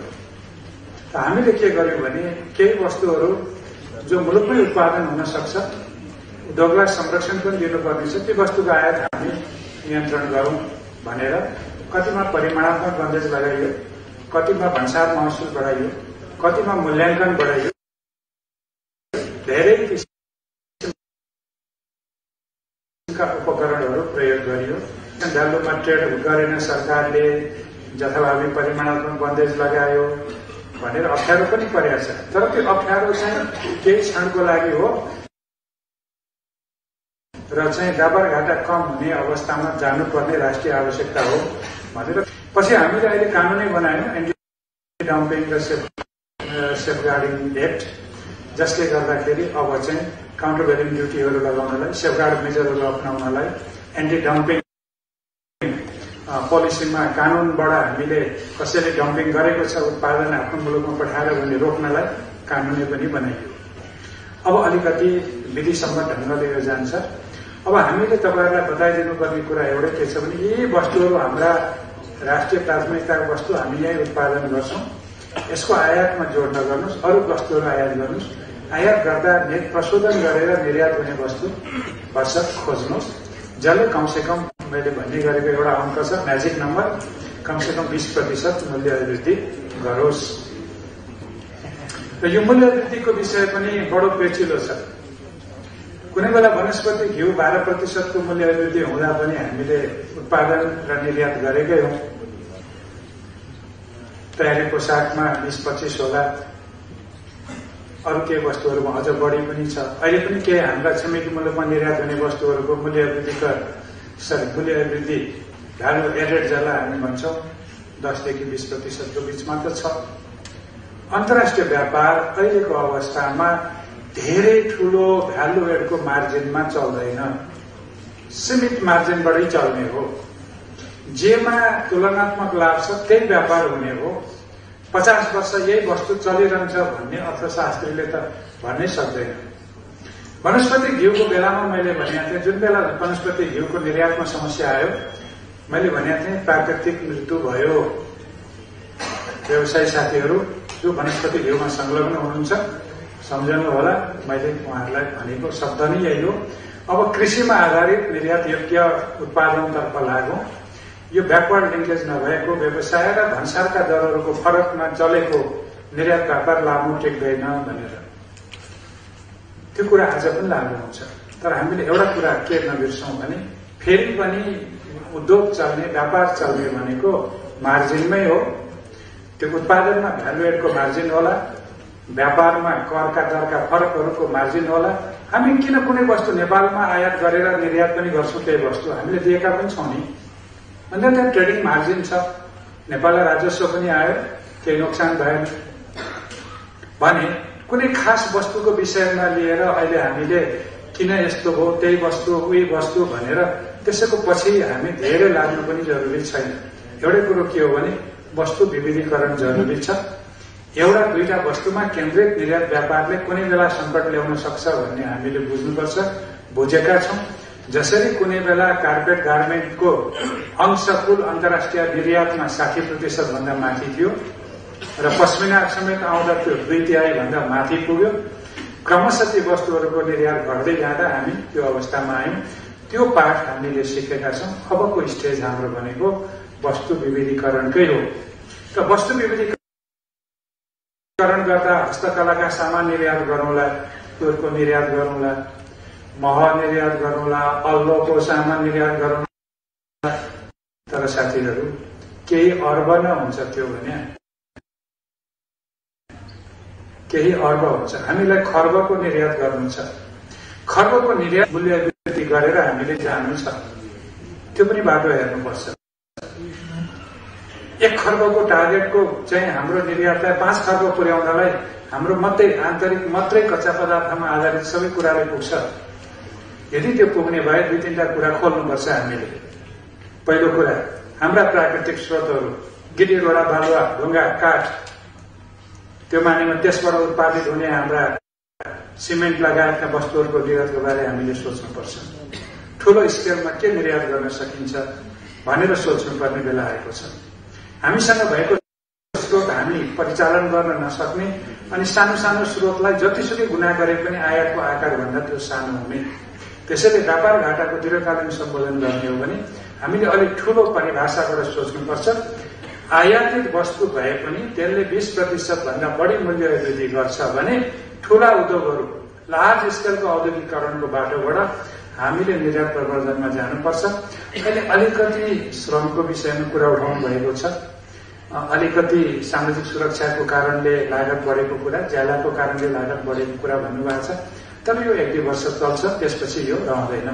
किन पनि रहँदैन भने हाम्रो भन्दा दोब्बर प्रति व्यक्ति आय हुँदै गरेका दक्षिण एसियाली मुलुकहरूको ज्याला यति नै रहिरहला त अहिले हामी अलिकति ज्याला समायोजन गर्यौं ती मुलुकहरूमा पनि त श्रमको ज्याला बढाउनु पर्ने स्थिति आउला नि। त्यसो हुनाले हामीले गर्ने समायोजन अलि अगाडि गरौं, अरू मुलुकले गर्दैछन्। त्यसो हुनाले हाम्रो मुलुकको लागि श्रम धेरै ठूलो ज्याला धेरै ठूलो प्रतिस्पर्धात्मक क्षमताको लागि बाधक हुने मैले मध्यमकालमा देख्दिन। यो कुरो मैले तपाईहरुसँग छलफल गर्न म तयार छु। एउटा कुरा। दोस्रो कुरा, एकातिर बेरोजगारी ठूलो छ भनेर हामी सरकारी कार्यक्रमहरुमा गैर सरकारी कार्यक्रममा जाँदाखेरि बेरोजगारी बेरोजगारी बेरोजगारी बेरोजगारी मात्रै सुन्छौं। अनि औद्योगिक प्रतिष्ठान निर्माण व्यवसायी साथीहरुसँग कुरा गर्यो भने श्रमिकै पाइदैन श्रमिकै पाइदैन श्रमिकै पाइदैन। यो विडम्बनाको बीचमा हामी छौं। हाम्रा रोजगारी खोज्ने मान्छे र हामीले सृजना गरेका कामका अवसर कहीँ तालमेल मिलिरहेको छैन। यो मिलाउनु पर्नेछ।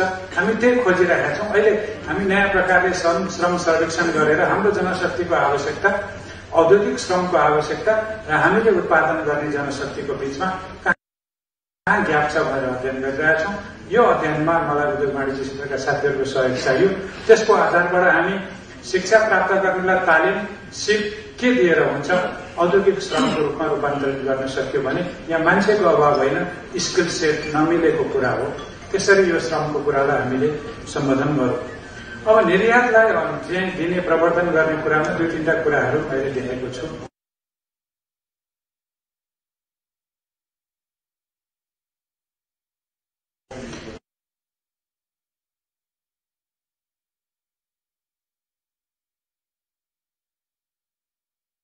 एउटा कुरा निर्यातको जुन पाला नयाँ अथवा नयाँ तपाईँहरूसँग सहकारी गर्न तयार छ, एउटा कुरा।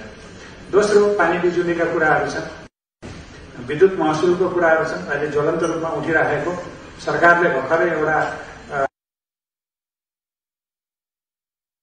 चाहिँ समिति गठन गरेर त्यो सम्बन्धी संसद परिषदले त्यसमा निर्णय गरिसकेको छ। त्यो समस्या पनि हामी हल गरौँला। अबका दिनहरूमा विद्युत महसुलको बारेमा जब उत्पादन प्रशस्त हुँदै जान्छ, हामीले विद्युत महसुललाई औद्योगिक विकास मैत्री हुने गरी अघि बढाउने सोच पनि गरिरहेका छौं। त्यसो हो भने विद्युत महसुल तपाईहरुको लागि ठूलो विषय आगामी दिनमा बन्ने छैन। बैंकको ब्याज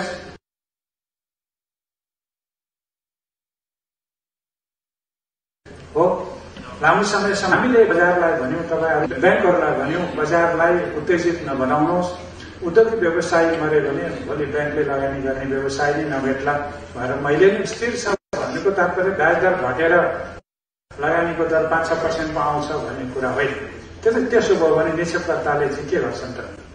पैसा बैंकमा राख्दैनन्, फेरि बैंकमा पैसा आउँदैन, फेरि त्यही चक्र जान्छ र ब्याज दर फेरि उँभो लाग्छ। त्यसो हुनाले एउटा स्थिर ब्याज दर प्रणालीमा जाने वर्कआउट भइरहेको छ। त्यो सन्दर्भमा तपाईसँग दुईटा चोइस हुन्छ। मैले यो अर्को कार्यक्रममा पनि भनेको थिएँ, स्थिर ब्याज दर तपाईँ जोड्नुहुन्छ एउटा बाटोबाट जानुहोस्, होइन बजारले जति निर्धारण गर्छ त्यो हामीलाई स्वीकार्य छ भने त्यो बाटोबाट जान सकिन्छ। तर ब्याज दर ज्यादै महँगो भएको कारणले औद्योगिक वातावरण बिग्रिन सरकारले दिँदैन। यसमा ब्याङ्करहरू सबको पनि हामीलाई सहयोग चाहिन्छ। त्यसतर्फ हामी जाने नै छौँ। अब अलिकति निर्यातकर्ताहरूको समस्यामा दुई तीनटा कुरा अघि प्रेजेन्टेसनमा पनि सुने। एउटा निर्यातको पूर्वाधार, भन्सार बिन्दुको पूर्वाधार। हामी आईसीपी बनाइरहेका छौं। विराटनगरको आईसीपी चाँडै नै उद्घाटन हुँदैछ। वीरगञ्जको आईसीपी सञ्चालनमा छ।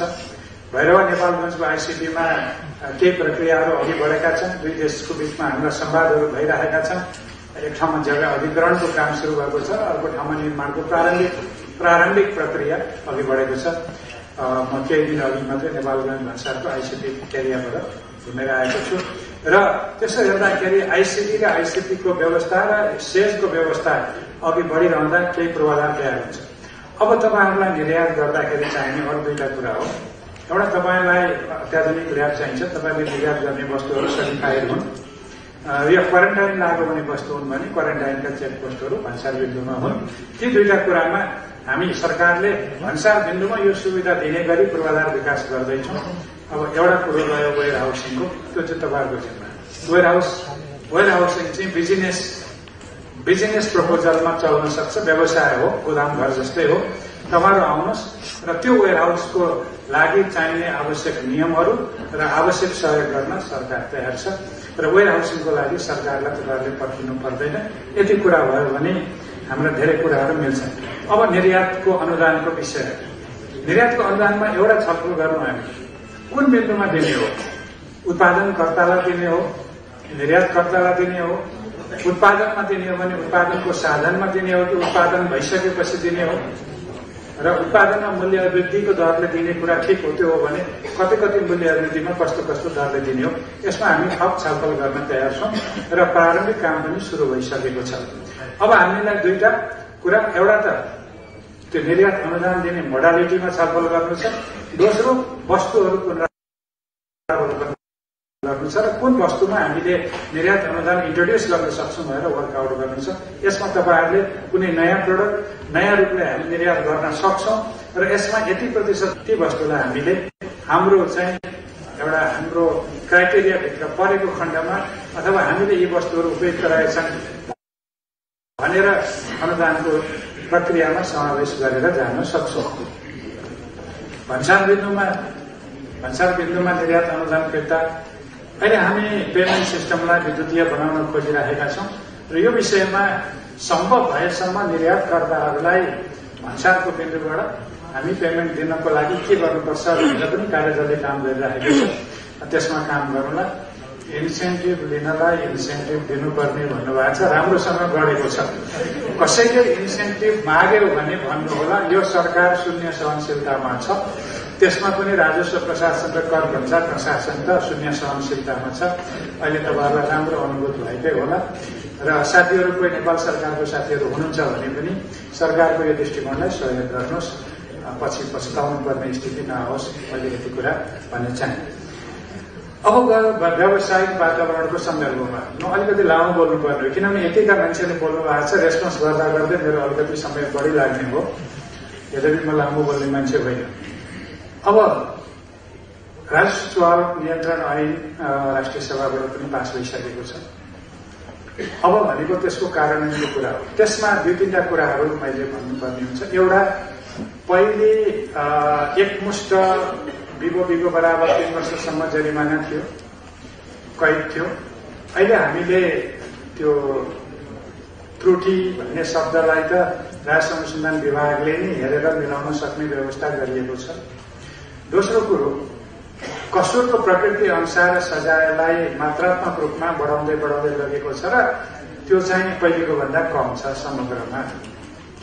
अब वा र भन्ने कुराहरू कानूनका प्रचलित शब्दहरू हुन्। यो राजस्व असुली सम्बन्धी कानूनमा मात्रै यो लागू हुने कुरा हुँदैन, प्रचलित कानूनको विधि अनुसार हुन्छ।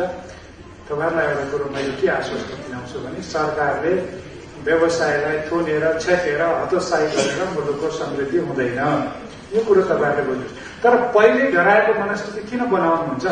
गल्ती गरिहाल्छु मैले, म पक्रि नै हाल्छु कि भन्ने मनस्थिति चाहिँ तपाईँहरूले छोड्नुहोस् क्या। सरकार त्यसो गर्दैन। यो हताश मनस्थितिले पनि हामीलाई अलिकति अप्ठ्यारो पारेको छ। त्रुटि भएको कुरा त सरकारले बुझ्छ, तर हामी त सँगसँगै व्यवसायमा तपाईँहरूसँगै हामी छलफल गर्दै अगाडि आएका हौं र कानूनमा त्यो व्यवस्था छ। 50 लाखसम्मको त मुद्दै नचल्ने त्यो राजस्व अनुसन्धान विभागले नै फर्सवेट गर्ने कुरा त छ। हिजो 50 लाख तपाईँले गोलमाल गरेको भए त जेल बस्नुहुन्थ्यो। त्यसो भए हिजोको भन्दा आजको कानूनमा धेरै सुधार भएको छ, आजको विधि धेरै पारदर्शी छ, सरकार जिम्मेवार छ भनेपछि तपाईँहरू निर्भीक भएर निडर भएर काम गर्नुहोस्। त्यो कार्यान्वयनको क्रममा केही समस्या आयो भने, मैले संसदमा पनि बोलेको छु, त्यो ऐन कार्यान्वयनको क्रममा केही समस्या आयो भने बाबा संविधान त होइन नि, कानूनै हो नि, संशोधन सधैँ रहिरहन्छ नि। त्यसको लागि सरकार सधैँ व्यावहारिक कठिनाइ आए उद्योग व्यवसाय सञ्चालनको लागि भने त्यसलाई आवश्यक परिमार्जन गर्न सरकार सधैँ तयार हुन्छ। यो लोकतान्त्रिक सरकार हो। लोकतान्त्रिक सरकारले जनताको आवाजहरू व्यवसायका दुनियाँहरूलाई आश्वस्त गराउन चाहे। अब यति भइसकेपछि मलाई लाग्छ मैले भन्नुपर्ने मोटामोटी कुराहरू भने अहिले हामीसँग दुई तीनटा राम्रा परिसूचकहरू छन्। पहिलो परिसूचक, हामी उच्च आर्थिक वृद्धिको बाटोमा छौं, मूल्य स्थायित्व छ, व्यापार घाटा क्रमशः घट्दैछ, अझै ठूलो छ, बेग्लै कुरा हो। वित्तीय बजार सन्तुलित छ, बैंकहरूमा तरलताको समस्या छैन, ब्याज दर स्थिर छ, विदेशी मुद्रा सञ्चित बढ्दैछ। सरकारले व्यापारका र लगानीका नीतिहरू परिमार्जन गर्दै अगाडि आइरहेको छ र धेरै व्यवसायहरू निजी क्षेत्रलाई सुम्पर्नुपर्छ भन्ने मनस्थितिमा सरकार छ। सरकार आफैले सबै गरौँ भन्ने मनस्थितिमा छैन। यसको लाभ लिउँ। सरकार र निजी क्षेत्र मिलेर समृद्धिको मार्गमा अघि बढौँ। यहाँहरू सबैलाई मेरो शुभकामना छ। धन्यवाद।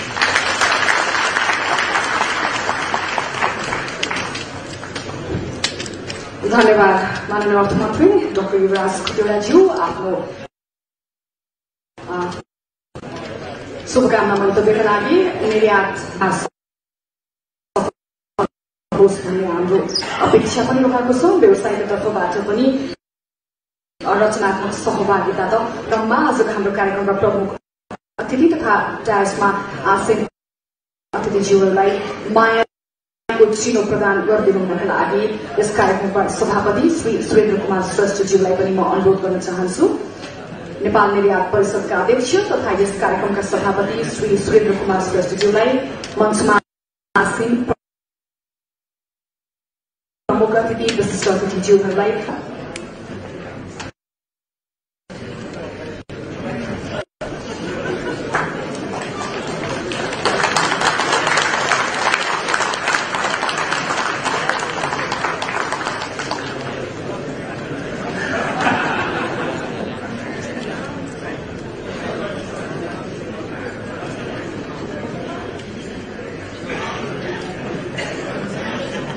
यी बीचमा एकजना महानुभावलाई मायाको चिनो दिन छुट्टी छ, माफ पनि हामी माग्न चाहन्छौँ। जीवनज्योति बज्राचार्य, अघि मैले नाम त उल्लेख गरेको थिएँ, सम्भवतः उहाँले सुन्नु भएन। जीवनज्योति बज्राचार्य सचिवालयको तर्फबाट कृपया मायाको चिनो ग्रहण गर्न अगाडि आइदिनु होला। आजको हाम्रो कार्यक्रमका प्रमुख अतिथि माननीय अर्थमन्त्री डाक्टर युवराज खतिवड़ाज्यूको बाहुलीबाट उहाँलाई मायाको चिनो प्रदान गर्न गइरहेको छ। जीवनज्योति बज्राचार्यज्यू।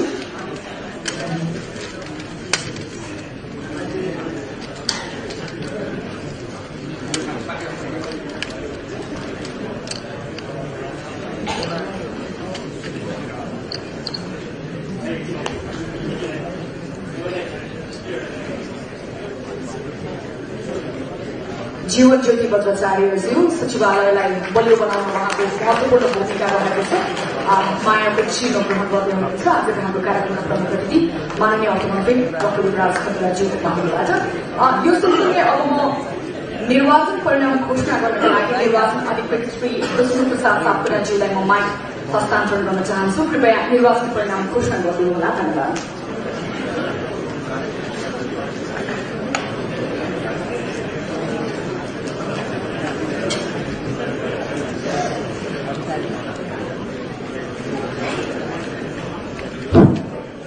धन्यवाद। म सापकोटा होइन, बाँसकोटा।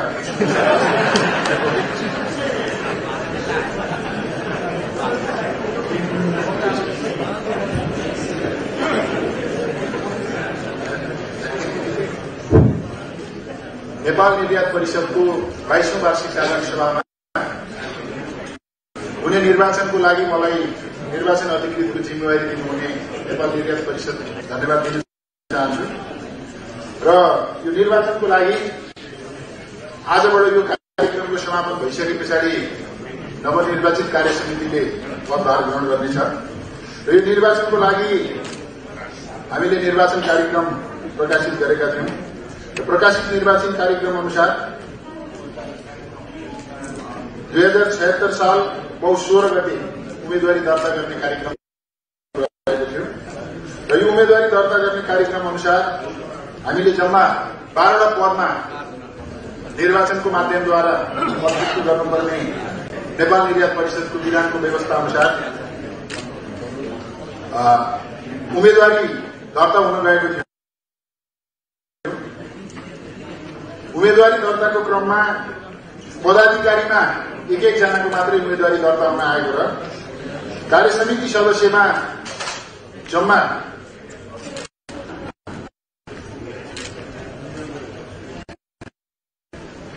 5 जनाको निर्वाचन गर्नुपर्नेमा 7 जनाको उम्मेदवारी दर्ता हुन आएको थियो कार्य समिति सदस्य पदमा र उम्मेदवारी दर्ता गर्नुहुने सदस्यहरू मध्येमा 2 जना सदस्यले उहाँहरूले आपसी सहमति गरेर उम्मेदवारी फिर्ता लिनु भएको छ र म उम्मेदवारी फिर्ता लिनुहुने महानुभावहरूको यहाँ नाम घोषणा गर्न गइरहेको छु। कार्य समिति सदस्य पदमा उम्मेदवारी दर्ता गरेर उम्मेदवारी फिर्ता लिनुहुने श्री मनमोहन सिंह मल्लज्यू, कृपया यहाँ उपस्थित हुनुहुन्छ उठिदिनु होला। यहाँले जुन सहमति कायम गरेर आफ्नो उम्मेदवारी फिर्ता लिनुभयो त्यसको लागि तपाईँलाई धन्यवाद र बधाई छ।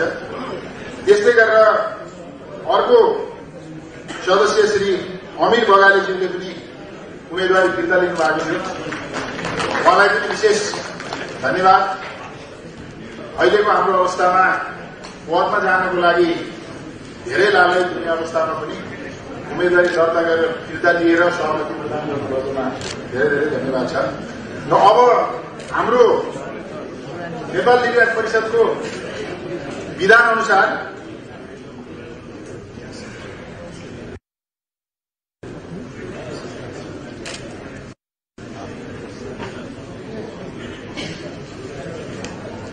अब हाम्रो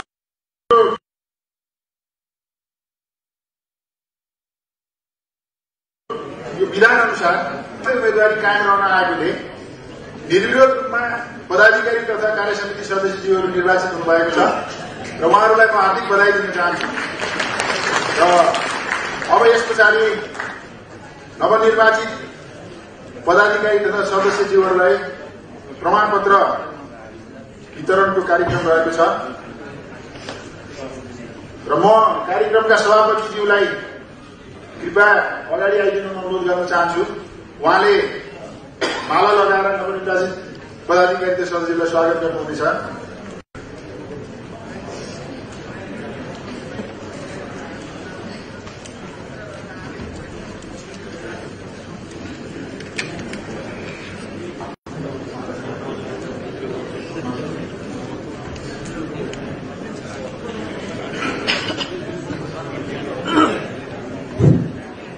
म अब नवनिर्वाचित पदाधिकारी तथा सदस्यज्यूहरूको यहाँ नाम घोषणा गर्न गइरहेको छु। उहाँहरूलाई जोरदार तालीले स्वागत गरिदिनुको लागि म हार्दिक अनुरोध गर्न चाहन्छु। अध्यक्ष पदमा श्री हरिबहादुर कार्कीज्यू निर्विरोध निर्वाचित हुनुभएको छ।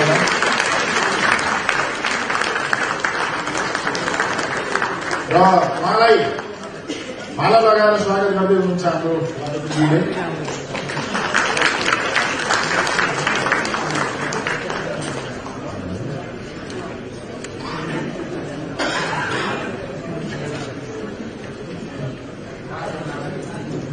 र यस पछाडि भलाइ छ लाइनमा बस्नु। त्यसै गरेर प्रथम उपाध्यक्षमा श्री रेशमबहादुर पोखरेलज्यू निर्विरोध निर्वाचित हुनुभएको छ, उहाँलाई पनि बधाई छ।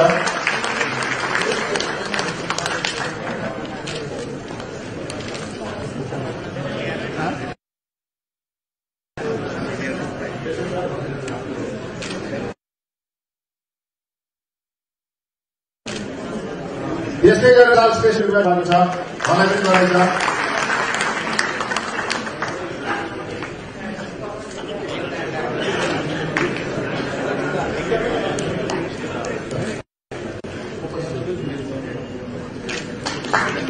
त्यसै गरेर महासचिव पदमा निर्विरोध निर्वाचित हुनुभएको छ श्री रामचरण खतरियाज्यू, उहाँलाई पनि बधाई छ।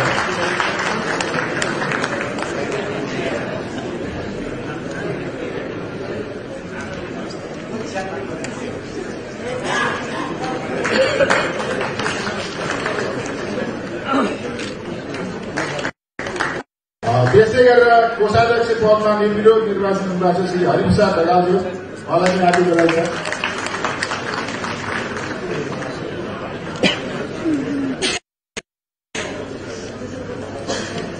त्यसै गरेर सचिव पदमा निर्विरोध निर्वाचित हुनुभएको छ श्री कन्हैयालाल शाहज्यू, हार्दिक बधाई छ।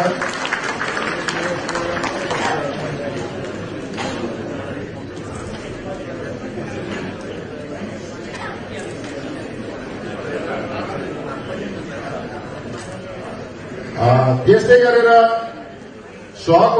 कोषाध्यक्ष पदमा निर्विरोध निर्वाचित भएको श्री राजु वाङ्गेजी बधाई छ।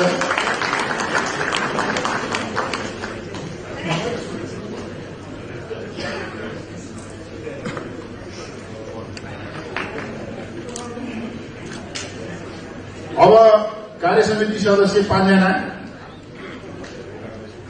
कार्यसमिति सदस्य पदमा निर्विरोध निर्वाचित भएको श्री हरिप्रसाद ढकालज्यू बधाई छ यहाँलाई।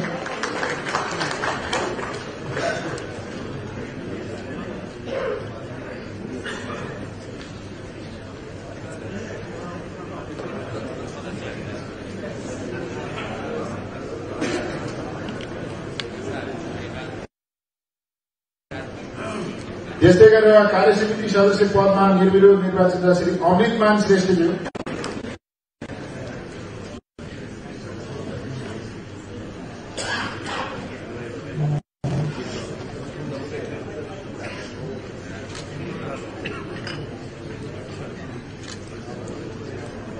त्यस्तै गरेर कार्यसमिति सदस्य पदमा निर्विरोध निर्वाचित श्री वसन्तराज अधिकारीज्यू बधाई छ।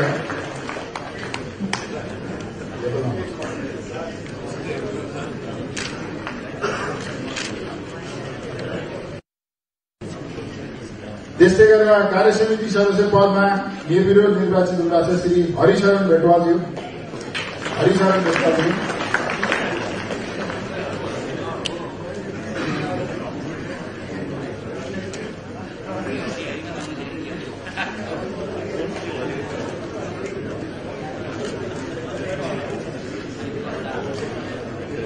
त्यस्तै गरेर कार्यसमिति सदस्य पदमा निर्विरोध निर्वाचित हुँदा श्री बलबहादुर नेपाली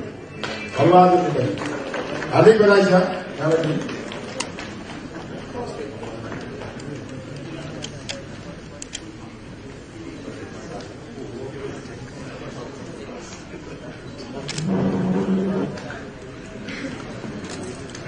र संस्थाको विधान अनुसार निवर्तमान अध्यक्ष कार्यसमिति सदस्य रहने व्यवस्था छ।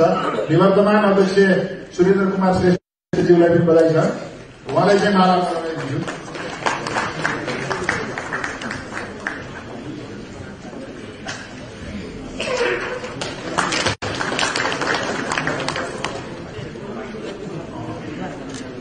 अब यस पछाडि म यो नवनिर्वाचित कार्यसमितिलाई हार्दिक बधाई दिन चाहन्छु र बाँकी 2 जना कार्यसमिति सदस्य कार्यसमितिको तर्फबाट मनोनित गर्ने व्यवस्था छ र यसको लागि नवनिर्वाचित अध्यक्ष श्री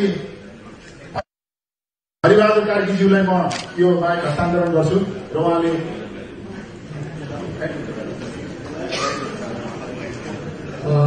धन्यवाद विष्णु प्रसाद बास्कोटाज्यू, जुन हामीलाई यो निर्वाचन प्रणालीमा सहयोग गरेर उहाँले सहज रूपमा हामीलाई जुन यो घोषणा गर्नुभएकोमा उहाँलाई हाम्रो नेपाल निर्यात परिषदको तर्फबाट हार्दिक आभार व्यक्त गर्न चाहन्छु। र हाम्रो परम्परा के छ भने अध्यक्षले यो मनोनित गर्ने हाम्रो प्रचलन पहिलेदेखिको हो र हामी यही सभाबाट हामी घोषणा गर्दैछौँ। मनोनित हुनेमा श्री श्याम शर्माजी हुनुहुन्छ, उहाँ हुनुहुन्छ भने यहाँ अगाडि आइदिनु होला। श्याम शर्माजी। यसै गरी अर्को साथी हुनुहुन्छ गणेश पराजुलीज्यू, उहाँलाई पनि हामीले मनोनित गरेका छौँ। उहाँ हुनुहुन्छ भने कृपया यता आइदिनु होला।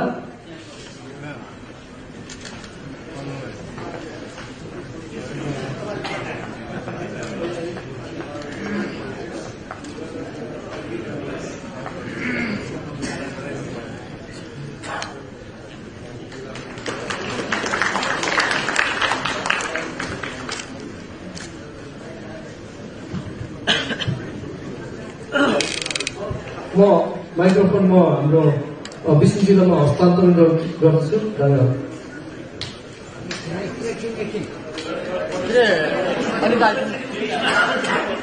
त्यहाँ बस्यो हुन्छ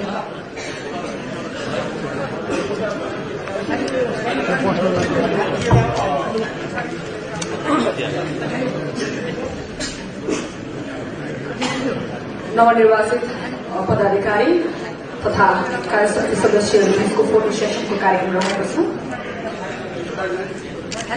नेपाल निर्यात परिषदका नवनिर्वाचित पदाधिकारी र सम्पूर्ण कार्यसमिति सदस्यलाई बधाई तथा सफल कार्यकालको शुभकामना पनि।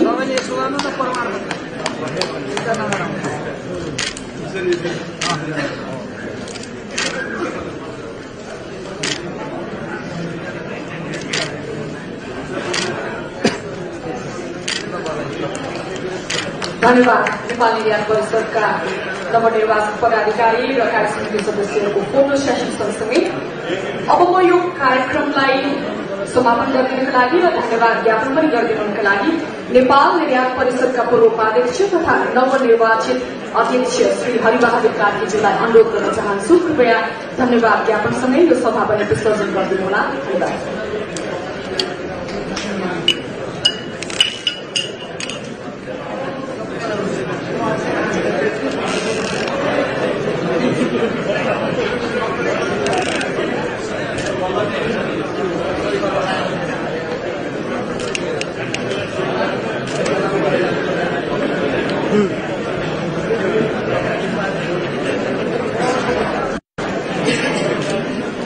नमस्कार।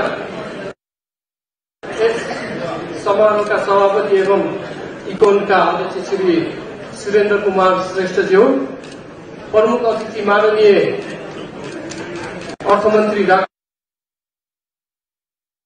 युवराज खतिवड़ाज्यू, उहाँ अहिले आफ्नो हामी माझबाट विदा हुँदै हुनुहुन्छ।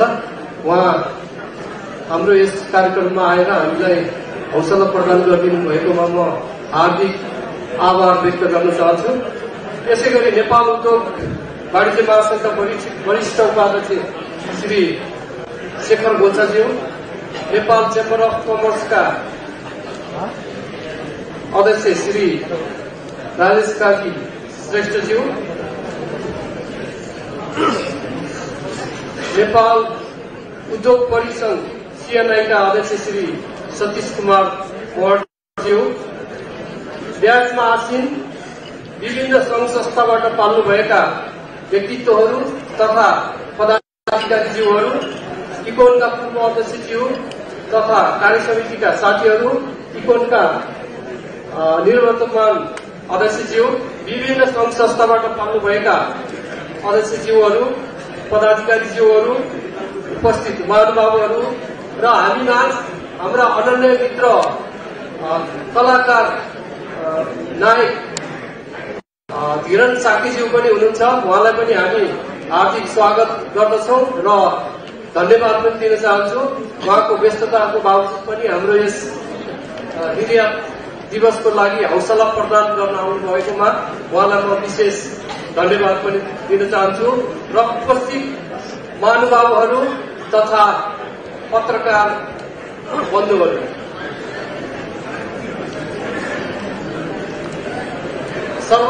सर्वप्रथम त म आफ्नो व्यस्तताको बावजुद पनि हाम्रो यस चौथो निर्यात दिवस तथा 22औं वार्षिक साधारण सभामा आई हाम्रो सानो निमन्त्रणा पनि सहर्ष स्वीकार गरी यस समारोहको समुद्घाटन गरिदिनु भएकोमा माननीय अर्थमन्त्री डाक्टर युवराज खतिवड़ाज्यूलाई म हार्दिक धन्यवाद टक्राउन चाहन्छु। यसै गरी शुभकामना मन्तव्य राख्नुहुने FNCCI का वरिष्ठ उपाध्यक्ष श्री शेखर गोल्छाज्यू, NCC का अध्यक्ष श्री राजेश कार्की श्रेष्ठज्यू, CNI का अध्यक्ष श्री सतीश कुमार मौर्यज्यू, TPC का डाइरेक्टर श्री शरद विक्रम राणाज्यू, FN का अध्यक्ष श्री FN का उपाध्यक्ष श्री रविन्द्र साक्यज्यू र यस चौथो निर्यात दिवस सम्म निरन्तर रूपमा सहयोग गर्दै हामीलाई हौसला प्रदान गर्नुभएकोमा TPC का कार्यकारी निर्देशक श्री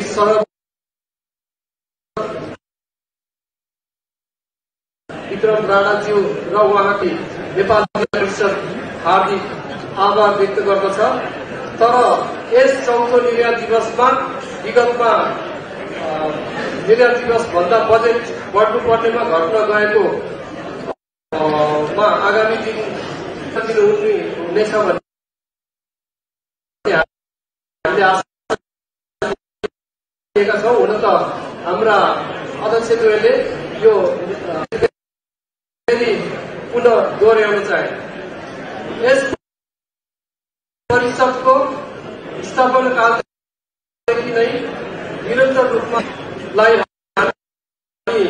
विशेष धन्यवाद नदिइरहन सक्दैनौं र इकोनले गर्ने हरेक कार्यक्रममा नेपाल हस्तकला महासंघले पनि गर्दै आएको सहयोगको लागि हामी विशेष धन्यवाद दिन चाहन्छौं र प्रिमियर इन्सुरेन्सले हामी इकोनलाई हरेक वर्ष सहयोग गर्दै आउनु भएको छ। उहाँलाई पनि हामी हार्दिक आभार व्यक्त गर्न चाहन्छौं। अन्तमा चौथो निर्यात दिवसको उपलक्ष्यमा आज बिहान भएको प्रभात फेरीमा उपस्थित हुने सम्पूर्ण महानुभावहरूप्रति हार्दिक आभार व्यक्त गर्दछु र यस कार्यका लागि सहयोग गर्नुहुने ललितपुर हस्तकला संघ, नेपाल हस्तकला महासंघ र ललितपुर उद्योग वाणिज्य संघलाई पनि हामी धेरै धेरै धन्यवाद दिन चाहन्छौं। हामीले विगतका वर्षहरूमा निर्यात दिवस हामीले ठमेलमा मात्रै मनाउने गर्थ्यौं। यस वर्ष हामीले टिपिसीका डिरेक्टरको हामीलाई एउटा सुझाव पनि दिनुभएको थियो। तपाईहरु नेपाल निर्यात परिषद भएर ठमेलमा मात्रै कन्सन्ट्रेट हुने होइन, पाटनलाई पनि तपाईहरुले समेट्नुपर्छ। पाटनमा पनि उद्यमी निकासीकर्ताहरू हुनुहुन्छ भन्ने उहाँहरूको अनुरोधमा हामीले सर्ट पिरियडमा हामीले त्यो प्रोग्राम गरेका थियौं। सर्ट पिरियडमा भए पनि उहाँहरूको जुन सहयोगले गर्दा हाम्रो त्यो कार्यक्रम पूर्ण रूपमा सफल भएको हामीले विश्वास दिएका छौं र यस कार्यक्रमलाई जनसमक्ष पुर्याउन अहम भूमिका खेल्नुहुने सम्पूर्ण मिडिया तथा पत्रकार बन्धुहरूलाई हामी विशेष धन्यवाद दिँदै यस कार्यक्रमको सञ्चालिका ज्यूलाई पनि हामी धन्यवाद दिन चाहन्छौं र यस समारोहका सभापतिज्यूको म अनुमति लिएर यस कार्यक्रमलाई विधिवत रूपमा समापन भएको जानकारी गराउँदै यहाँहरू सम्पूर्ण उपस्थित महानुभावहरूलाई रात्रि भोजमा सरी भइदिनु हुन म हार्दिक अनुरोध गर्दै बिदा हुन्छु। धन्यवाद। आधुनिक चिकित्सा पद्धतिबाट निराश भएकाहरूको लागि नयाँ आशा, नयाँ जीवन अनि सम्पूर्ण परिवारमा खुशी र हाँसो बाँड्दैछ परम्परा दिव्य आयुर्वेद औषधालयले। 15 दिन पछि नै महसुस भयो, त्यन्तै राम्रो निन्द्रा लाग्यो, थाक्थे, अलिक कम थकाइ जस्तो भयो।